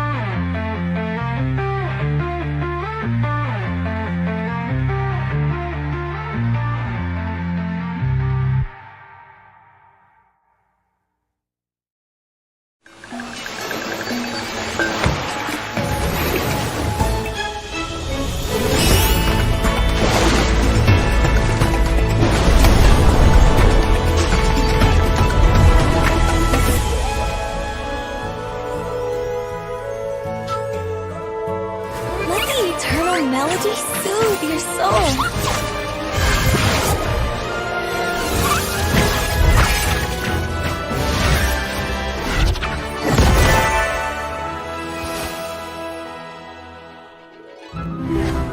Echo through the darkness. The lovely Quentin. Embrace the music.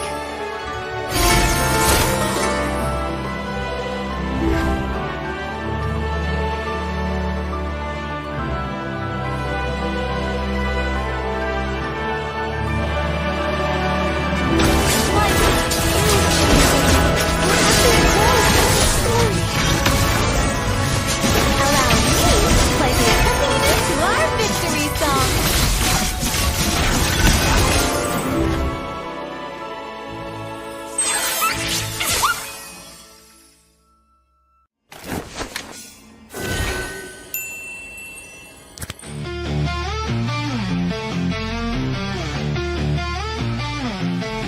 In the arena, battle calls our name.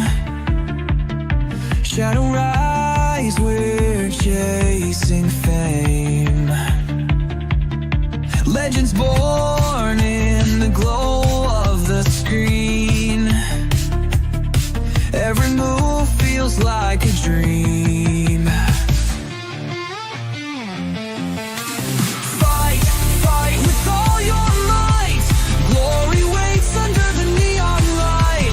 Rise, rise, rise to claim your crown.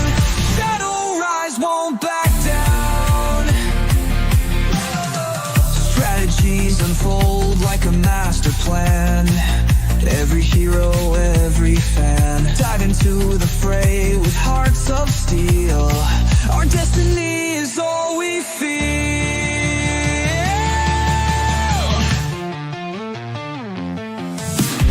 Fight, fight with all your might. Glory waits under the neon light. Rise, rise, rise to claim your crown. Shadow rise, won't back down. Unstoppable, we're igniting the spark. Brush off defeat, we own every mark. Stand together, this is our time.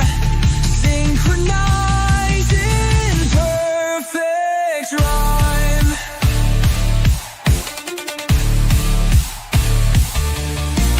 Fight, fight with all your might. Glory waits under the neon light. Rise, rise, rise to claim your crown. Shadow rise, won't back down.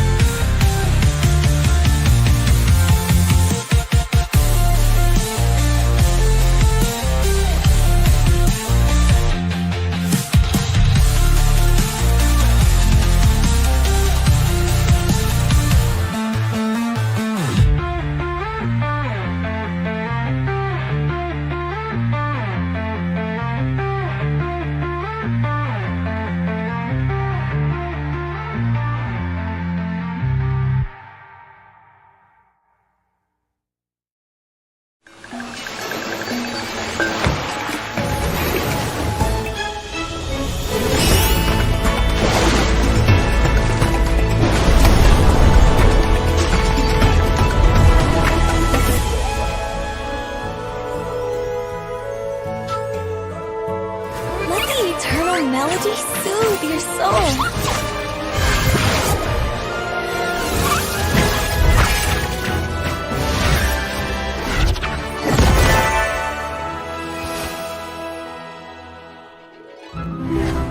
Echo through the darkness.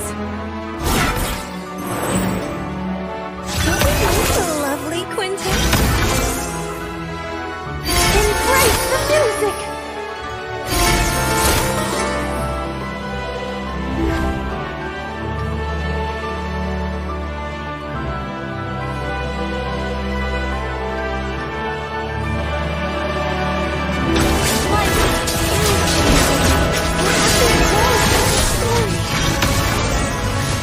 Allow me to play the accompaniment to our victory song.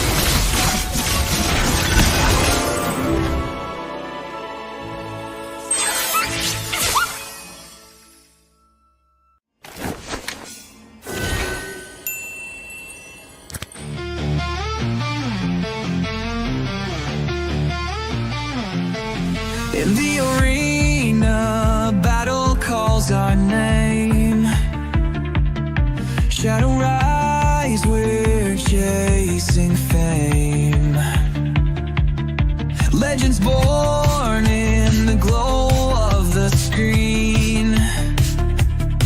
Every move feels like a dream. Fight, fight with all your might. Glory waits under the neon light.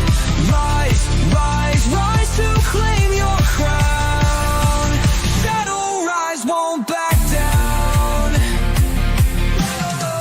Strategies unfold like a master plan. Every hero, every fan, dive into the fray with hearts of steel. Our destiny is all we feel.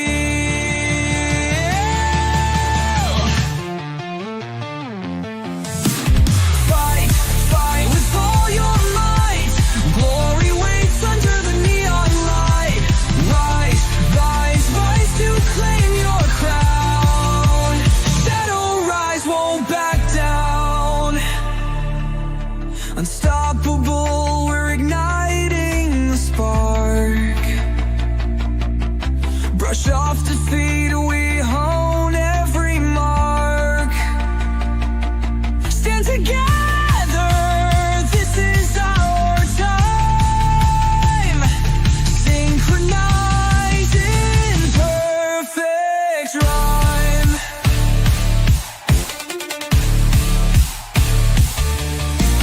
Fight,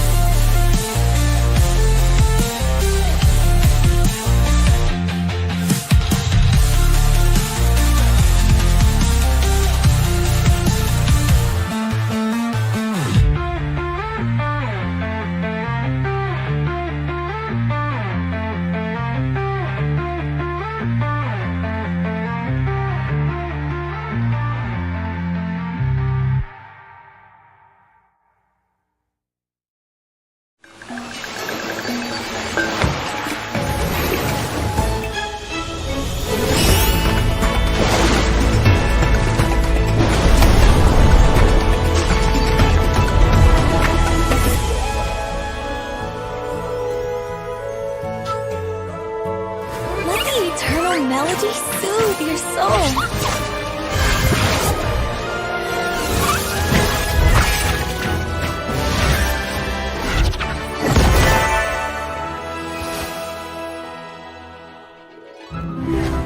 Echo through the darkness.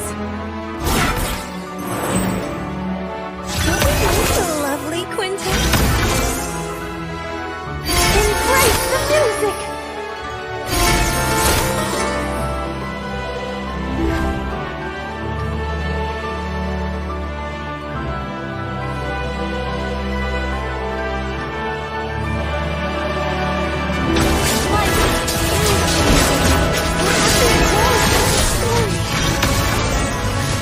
Allow me to play the accompaniment to our victory song.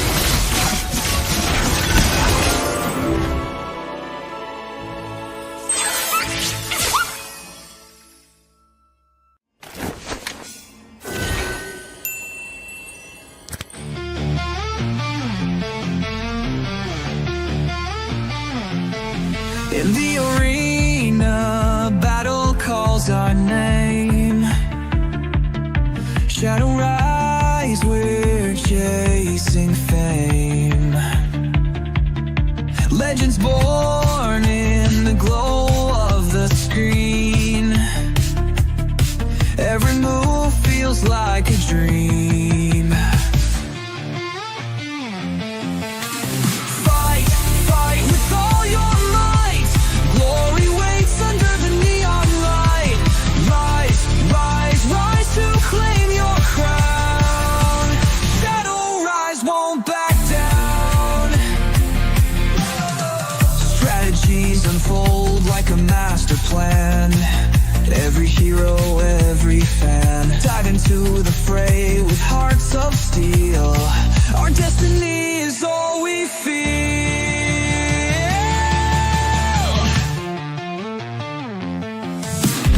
Fight, fight with all your might. Glory waits under the neon light. Rise, rise, rise to claim your crown. Shadow rise, won't back down. Unstoppable, we're igniting the spark. Brush off defeat, we hone every mark. Stand together, this is our time. Synchronize in perfect rhyme.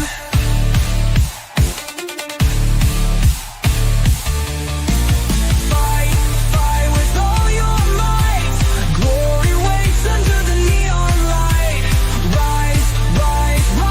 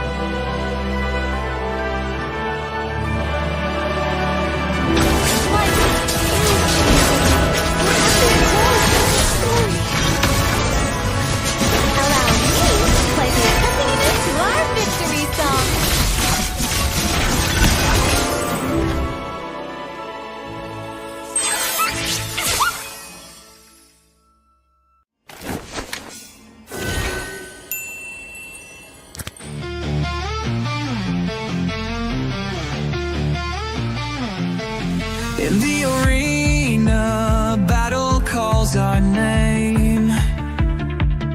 Shadow rise, we're chasing fame. Legends born in the glow of the screen. Every move feels like a dream. Fight, fight with all your might. Glory waits under the neon light. Rise, rise, rise to claim your crown. Shadow rise, won't back down. Strategies unfold like a master plan. Every hero, every fan, dive into the fray with hearts of steel. Our destiny is all we feel.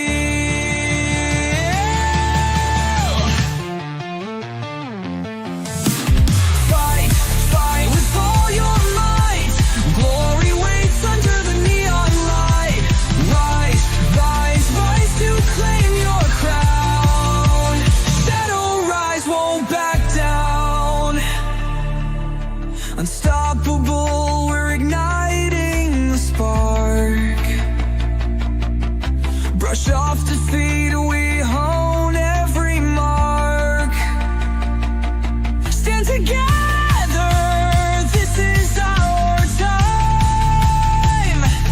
Synchronize in perfect rhyme.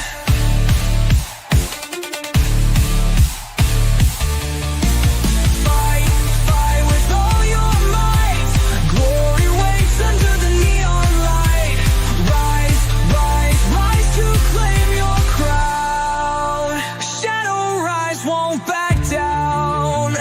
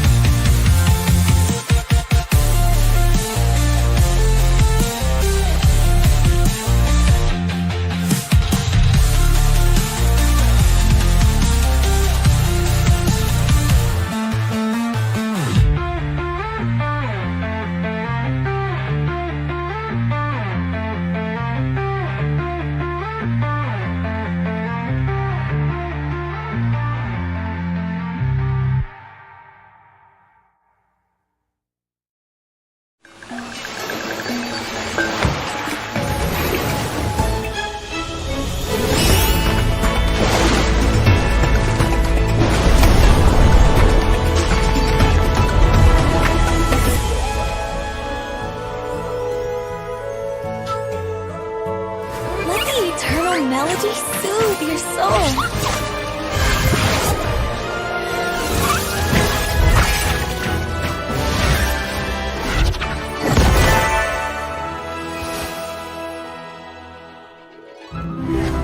Echo through the darkness. Okay, ladies and gentlemen, I apologize for the long wait, but not anymore because the last match is on the house with us, in the room with us, and it will be none other than Team Eclipse Legend going against Team D Eliminators right now.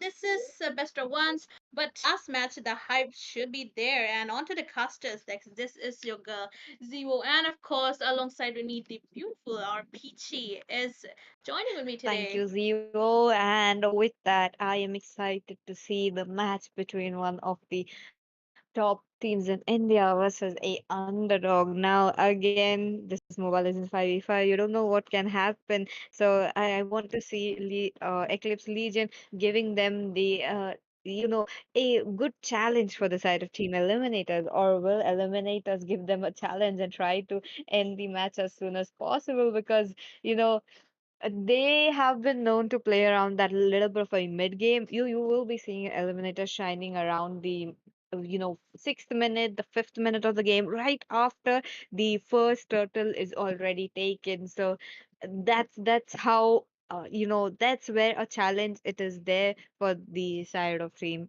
Eclipse Legion. Yep. Even ET, they are known for going for a power spike from mid to late phase of the game. So Moonlight Phoenix, they Team Eclipse Legion, sorry, they kind of need to watch it out. They really need to give up their A game, give their A game to them, give their everything, even if it's the league stage. You do not want to get a point off yourself.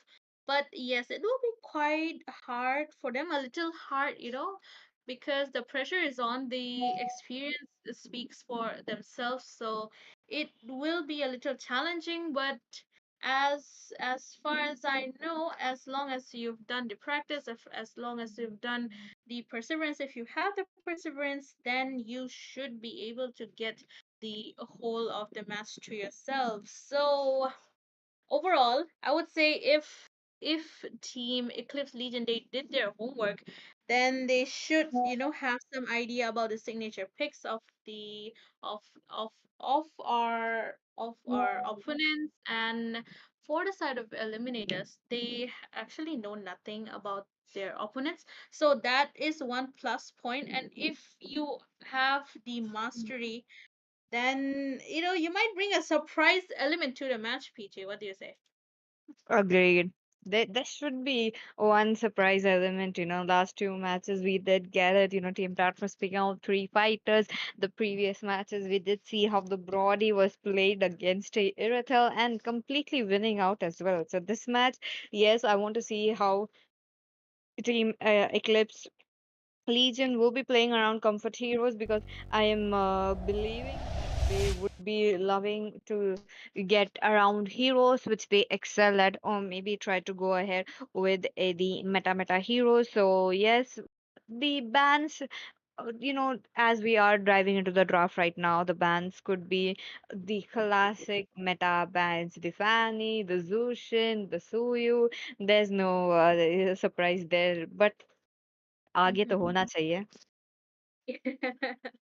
Yep, we all love a surprise. I mean, who doesn't love a surprise as long as it's a good surprise. But if in this case, if if it is a good surprise for any of the team side, then it will be a bad surprise for the other team side, because you're gonna be doing it in onto your own advantage, right? So overall, I would say I think we're gonna be seeing the meta bans coming in, and supposedly all of the meta picks as well. But still, I would like to, see a surprise element, maybe from either of the teams, but we'll have to wait it out. It seems like they are, really putting their head onto the thought and just going for that whole of a brain game, I would say.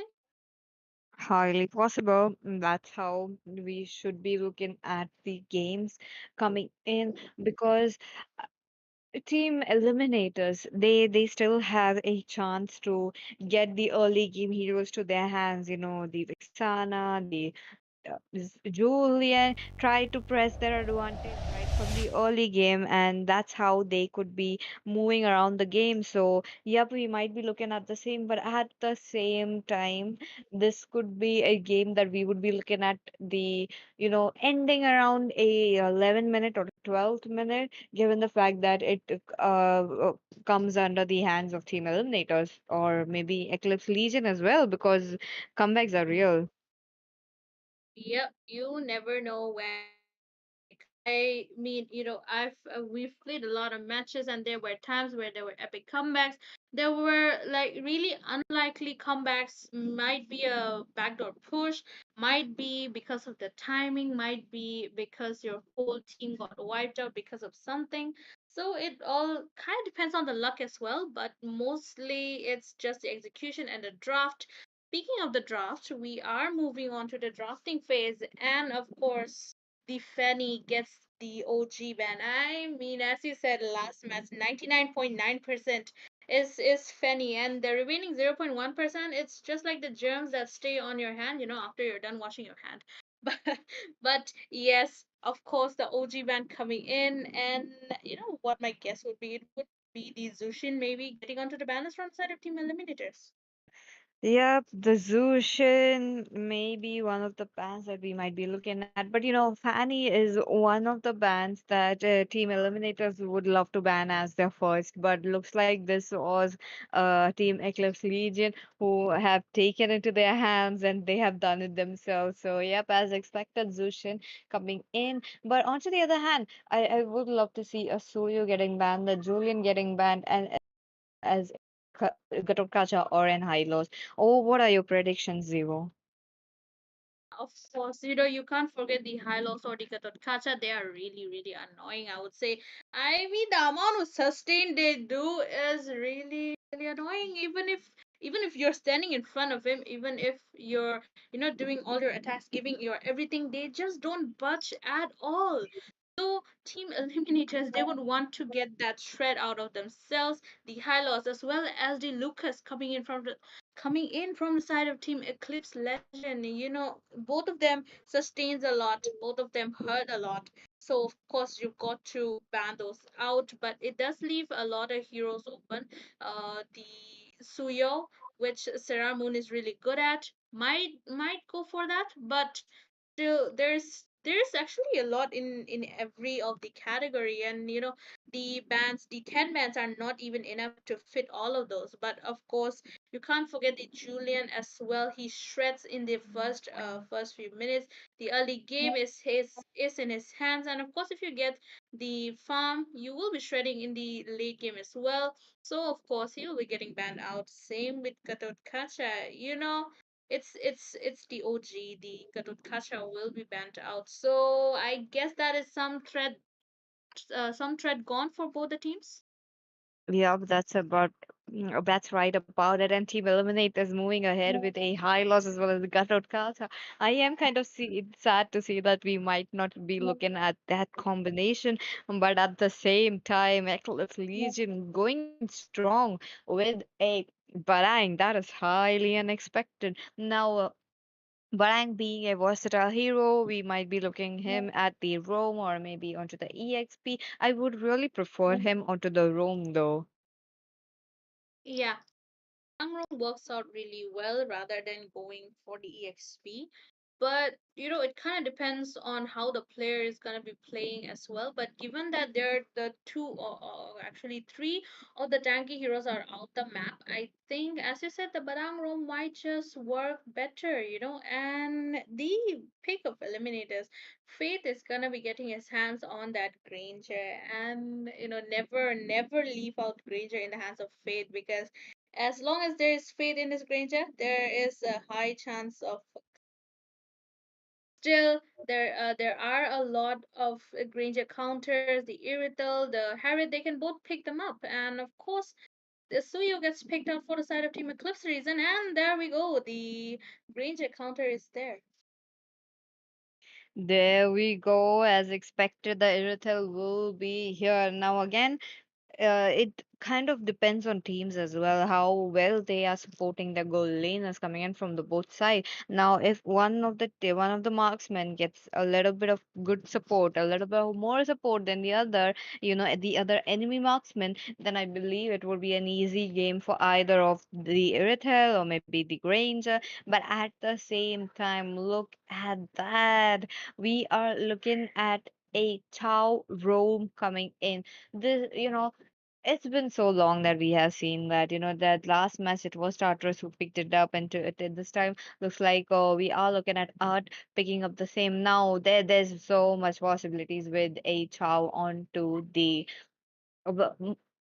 Rome section now, but here we are back into the band section, Zero. Yep. Back to the band section. This time they will be targeting the Rome, or maybe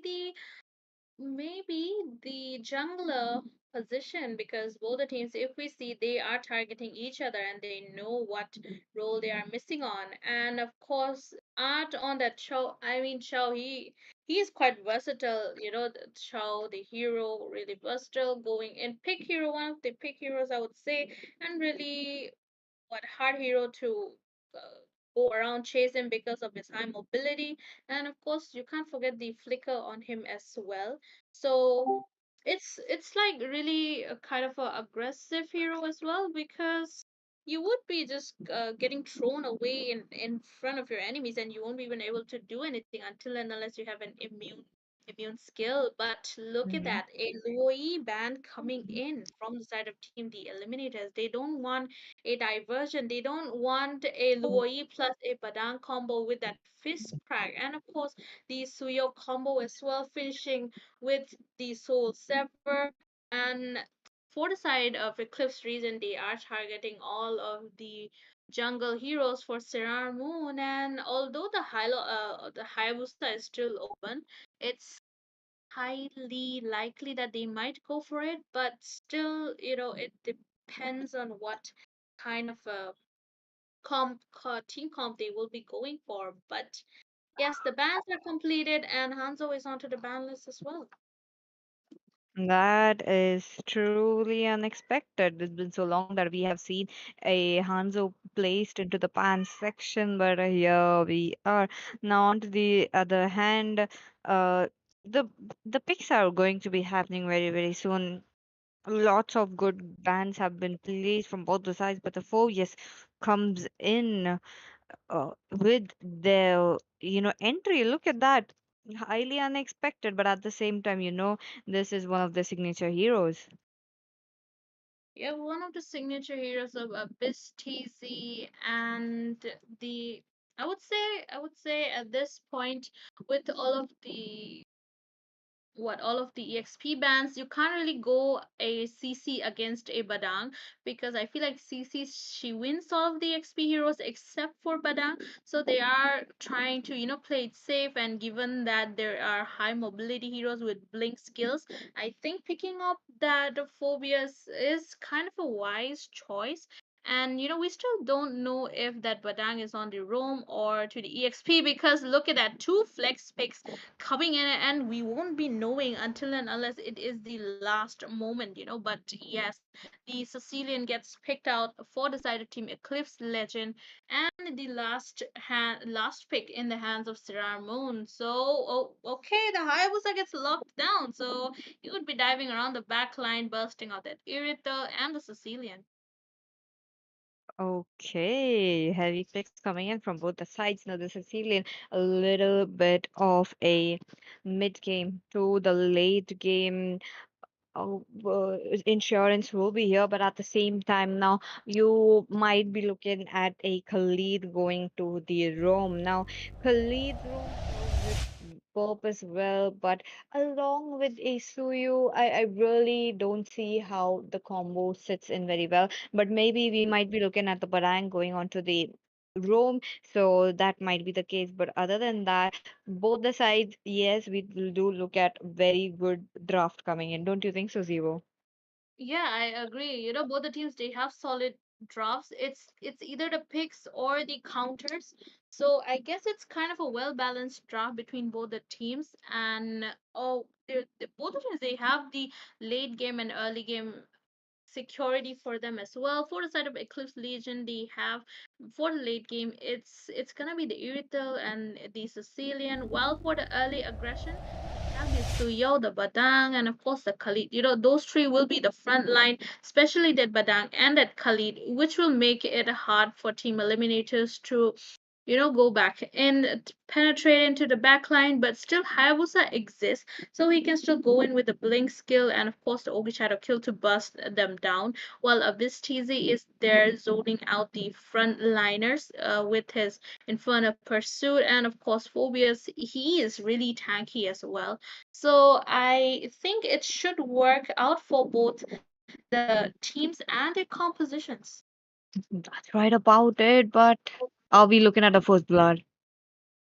Nope. Okay, the first blood. Hopefully, it was not a first blood, and Fate, he does manage to get away, but Art is there trying to go in, just poke around here and there.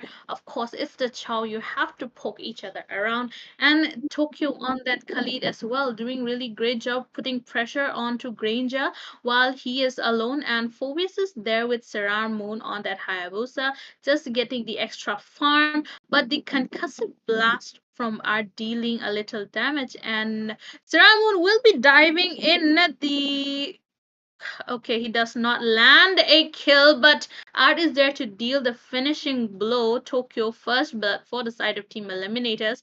This is gonna be looking like a reverse aggression, Peachy. That's right about it, but at the same time, look at that Suyu once again.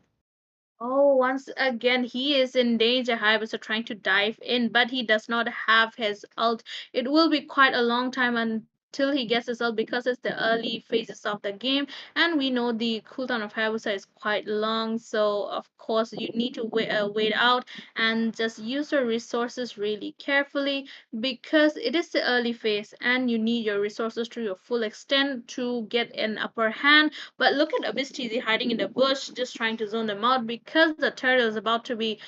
Turtle is about. There might be a fight near that turtle. Saramon is there. Same with Ginchana there on that Suyo. Art will be going in, flickering with that way of the dragon. He does get caught up in that fist crack though. Saramon going in. Genchana gets taken down. Aquato from behind. The Bat's feast not dealing much damage. Art is quite low, but two more kills in the hands of Team Eliminators right there, and it looks like a free, uncontested turtle for the side of Team Eliminators, BG.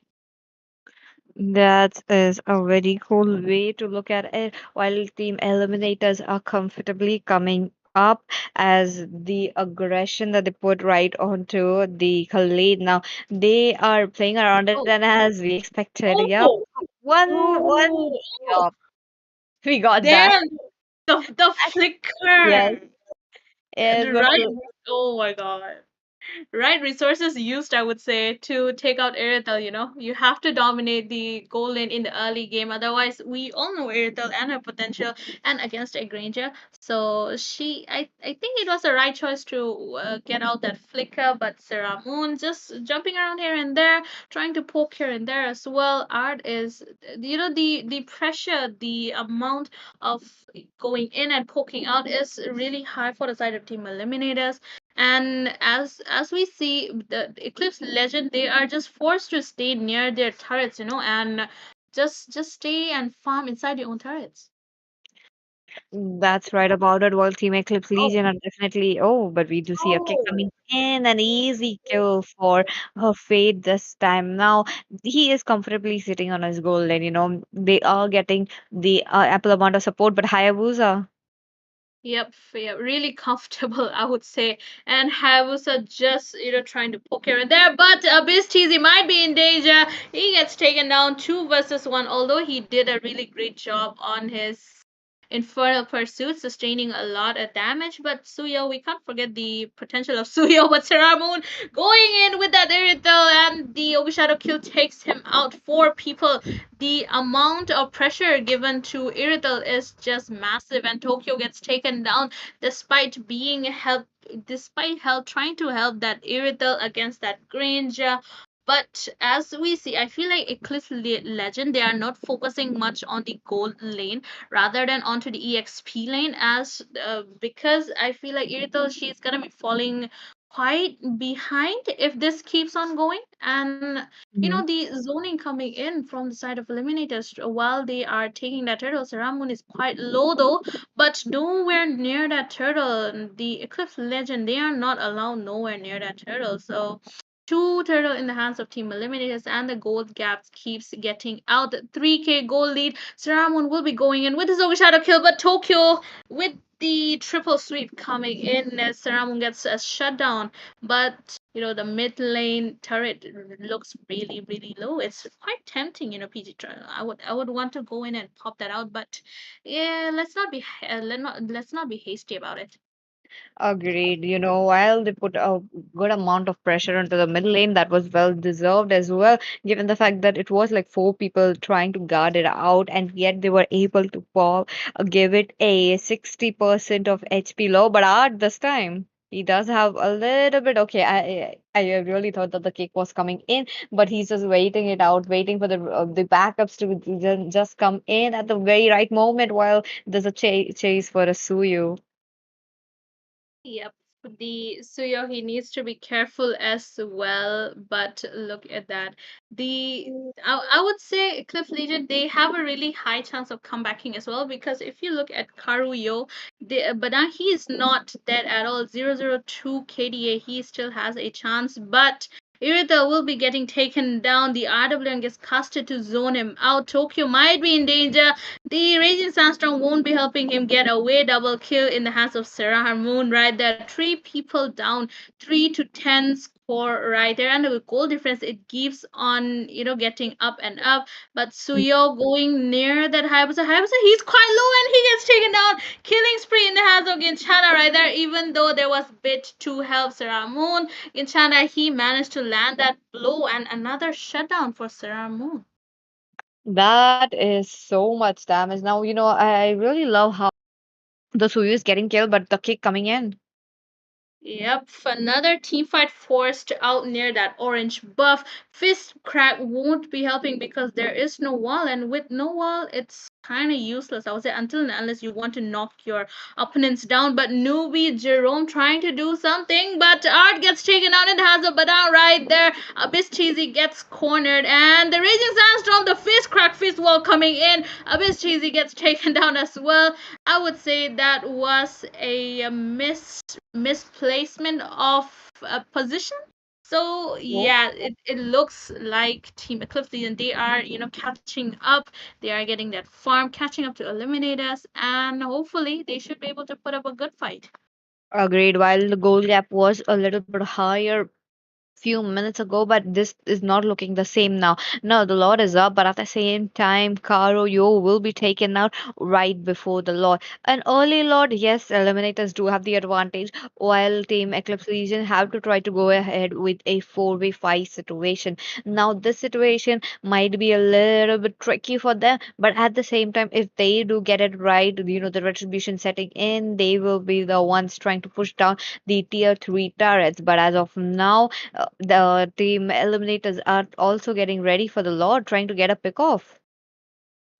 Trying to pick off, trying to zone the enemy out. But look at that Art trying to go in with his flicker, but not being able to land the wave of the dragon. He gets taken down in the hands of Sicilian right there. But Newbie Jerome does get taken down in the hands of Abyss Teasy. Tokyo will be on the chopping block next. Moon right on the backline. Aquato gets taken down with the Ogi Shadow kills. 3 for 1 trade. I would say that is a really good trade one, but Suyo is trying to go after bit. The RWM gets casted as well, but shut down. Seramun has his back on bid and he gets taken down. Badang is the only one remaining while Seramun takes that Lord. I would say that was a really quick pick off, but going into the favor of Team Eliminators. Yes, that's right about it. While Sarah Moon is having a little comfort zone right there, taking it all alone by himself. Now, Fate, on the other hand, look at his damage. The death sonatas are coming on right point, as well as, the Irithel is actually having a little bit of a hard time now. Cecilian not able to catch up to Eve this time, but oh. Yeah, Seramun, he is diving back, but won't be dealing the damage. Ard, the immortality is there, but he is quite low. Tokyo trying to go in for the backline, not being able to. Triple sweep gets used up, and Fade missing out his Rhapsody, but he gets taken down in the hands of Cecilian. Shutdown is there. Cecilian, he is getting those stacks, those damage, 2-1-3. And this is what having a Cecilian in your team does, PJ. It gives you the late game security, the amount of damage he has with as long as he gets his stack. You don't even need to kill any minions. You just need to land your first skill to get those stacks on your hands. So overall, as long as you're doing that, you should be able to stack up. And of course, you can't forget your items as well. 1 or 2, 4 items is enough for Sicilian to start doing those damage. But look at that. Onto the top lane, the Phobias going against Suyog Chana. He does back down with half HP remaining in his hands, but the turret seems to be in danger as the minions keep on approaching. The pressure is definitely on with the Wiki Shadow kill coming in onto the Su. You will be taken to leave with the RWM. Now, Irithel does leave with a sliver of HP. What a lucky day for the Irithel to see another day. But at the same time, look at them They are just putting immense amount of pressure into the mid lane as much as possible. Now, this is working out very well for them because they are the ones popping off all the passive as much as possible. Yep, I would like to say something. Genchana here is not Genchana at all because he is just getting taken down like anything, like paper. Even though he's Suyo, he's supposed to sustain a little bit and deal the amount of damage, but he didn't get that early game lead that he was supposed to get. So Genchana, just it's fine, Genchana. Anyway, the pressure is still there. One more hit and the top lane inhibitor is about to pop out, while the second Lord, the level 2 Lord, will be coming in. And at this point of the match, it is just the amount of pressure that's given. Art tries to go in, tries to land his Wave the dragon, but he gets taken down. One more person, Seramun gets taken down as well. And Faith, he is quite low as well against Shanna. He is recovering, he is trying to recover. And I feel like at this point, losing your roamer and your jungler is a really hefty price. And Bidis onto the chopping block next against Shanna is there, getting out at Faith though, trying to dish out some damage. And at this point, it looks like a lord in the names of Team Eclipse legend, but Abyss TZ zoning Gantana out, chasing him after him. If further pursuit is there, he gets taken down. What would I say? It looks like a fair trade, but still, Saramun is up, and the Lord. It at this point, you can't really say who the Lord is gonna be belonging to, but the side with who has a red tree, who has a jungler alive, kind of wins it. That was a very good trade coming in, Avistisi did make sure to move around, come back, to the Suyu, who was little low in HP, and made sure that they won't be the one taking down the Lord now. This gave away a lot of good uh, part for the side of Team Eliminators to take it away now. The Lord will be marching in very, very soon from the top lane. The pressure of the minions will be here, while Team Eliminators will be looking forward to do a lane sync. Look at them moving, spreading across the map as much as possible, while the bot lane does needs to be tuned in. The lane sync is quite, it's a little off, but it's still there. And for the side of Eclipse Legend, they are just waiting to defend that Lord out. And Iritel, she kind of needs to be safe as well, because look at Seramun trying to go for Iritel, but he will be failing. Although the inhibitor is popped out, Aquato gets onto the chopping block, and the zoning coming in from Bit using his RWM. Double kill for Faith right there. Might be the end because it's three people remaining to defend the base. Triple kill for Faith right there. And Siramu lands his kill. And the Maniac going in the hands of Faith. I mean, what a way to end the Really, last all match. the It is popped out. Aquato gets onto the chopping block. That is definitely a good way to end with a maniac. Yep. you know I would say it was a banger of an end. The amount of early game aggression that ET was providing, given that there were still three people who from Eclipse Legend who could have done the same, they were failing to do so because there was not quite of a pick off. And at the same time, Iritel, she was getting marked, and because she was getting marked, Faith was getting the upper hand. And I feel like Team Eclipse Legion, they were kind of focusing on the exp more rather than the gold. So we can see the gold gap as well. One is MVP, one has the silver. So overall, I would say they kind of lacked team coordination as well. Although ET messed up right around the 7 or 8 minute mark, the Eclipse Legend, they kind of failed to capitalize that for their own benefit. And I feel like there was kind of a miss of pick off. Yep. You know. both the side really had a very good picks, but again, team synergy played a very big part right here. And with that, it looks like tough luck for the side of Team Eclipse Legion, but it's okay. They still have another chance, and hopefully they can rise from it. Yep. I just hope there is a lot. There's gonna be some more chances for the teams to have their comeback. So they'll just have to practice really hard and pick off everything so that they can go for the ultimate comeback in the next match. But talking about it, this was the last match of the day. So I would you know we had four matches presented to you. All of them were great in their own record. Really exciting matches coming in. But unfortunately for today, we will have to say goodbye to our dear viewers. But before we go, I hope you guys like, share, and subscribe to our channel for more updates. And of course, we will be meeting you same time, same place, same people tomorrow again. Right now, this is your caster Zero and Peachy signing off.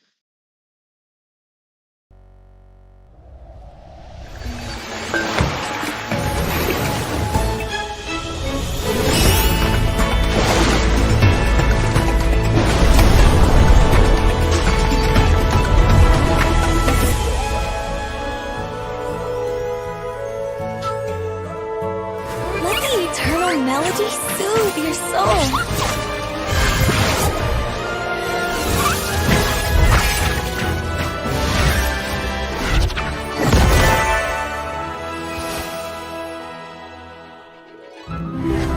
Echo through the darkness. Isn't this lovely, Quentin? Embrace the music!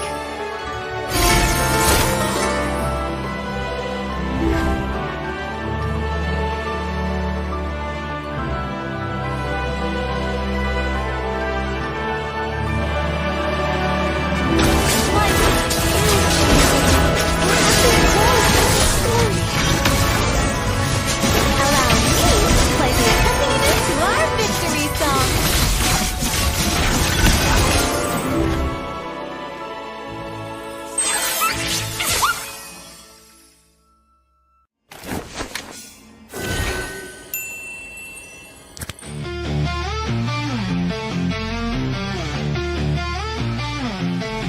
In the arena, battle calls our name. Shadow rise, we're chasing fame. Legends born in the glow of the screen.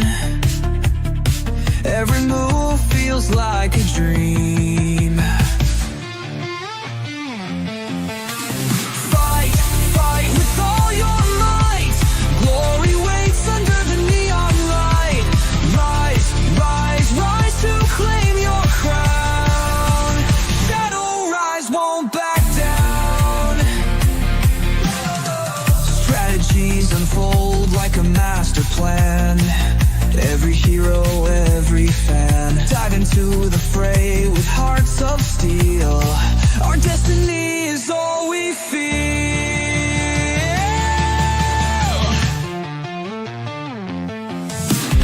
Fight, fight with all your might. Glory waits under the neon light. Rise, rise, rise to claim your crown. Shadow rise, won't back down. Unstoppable, we're igniting the spark. Brush off defeat.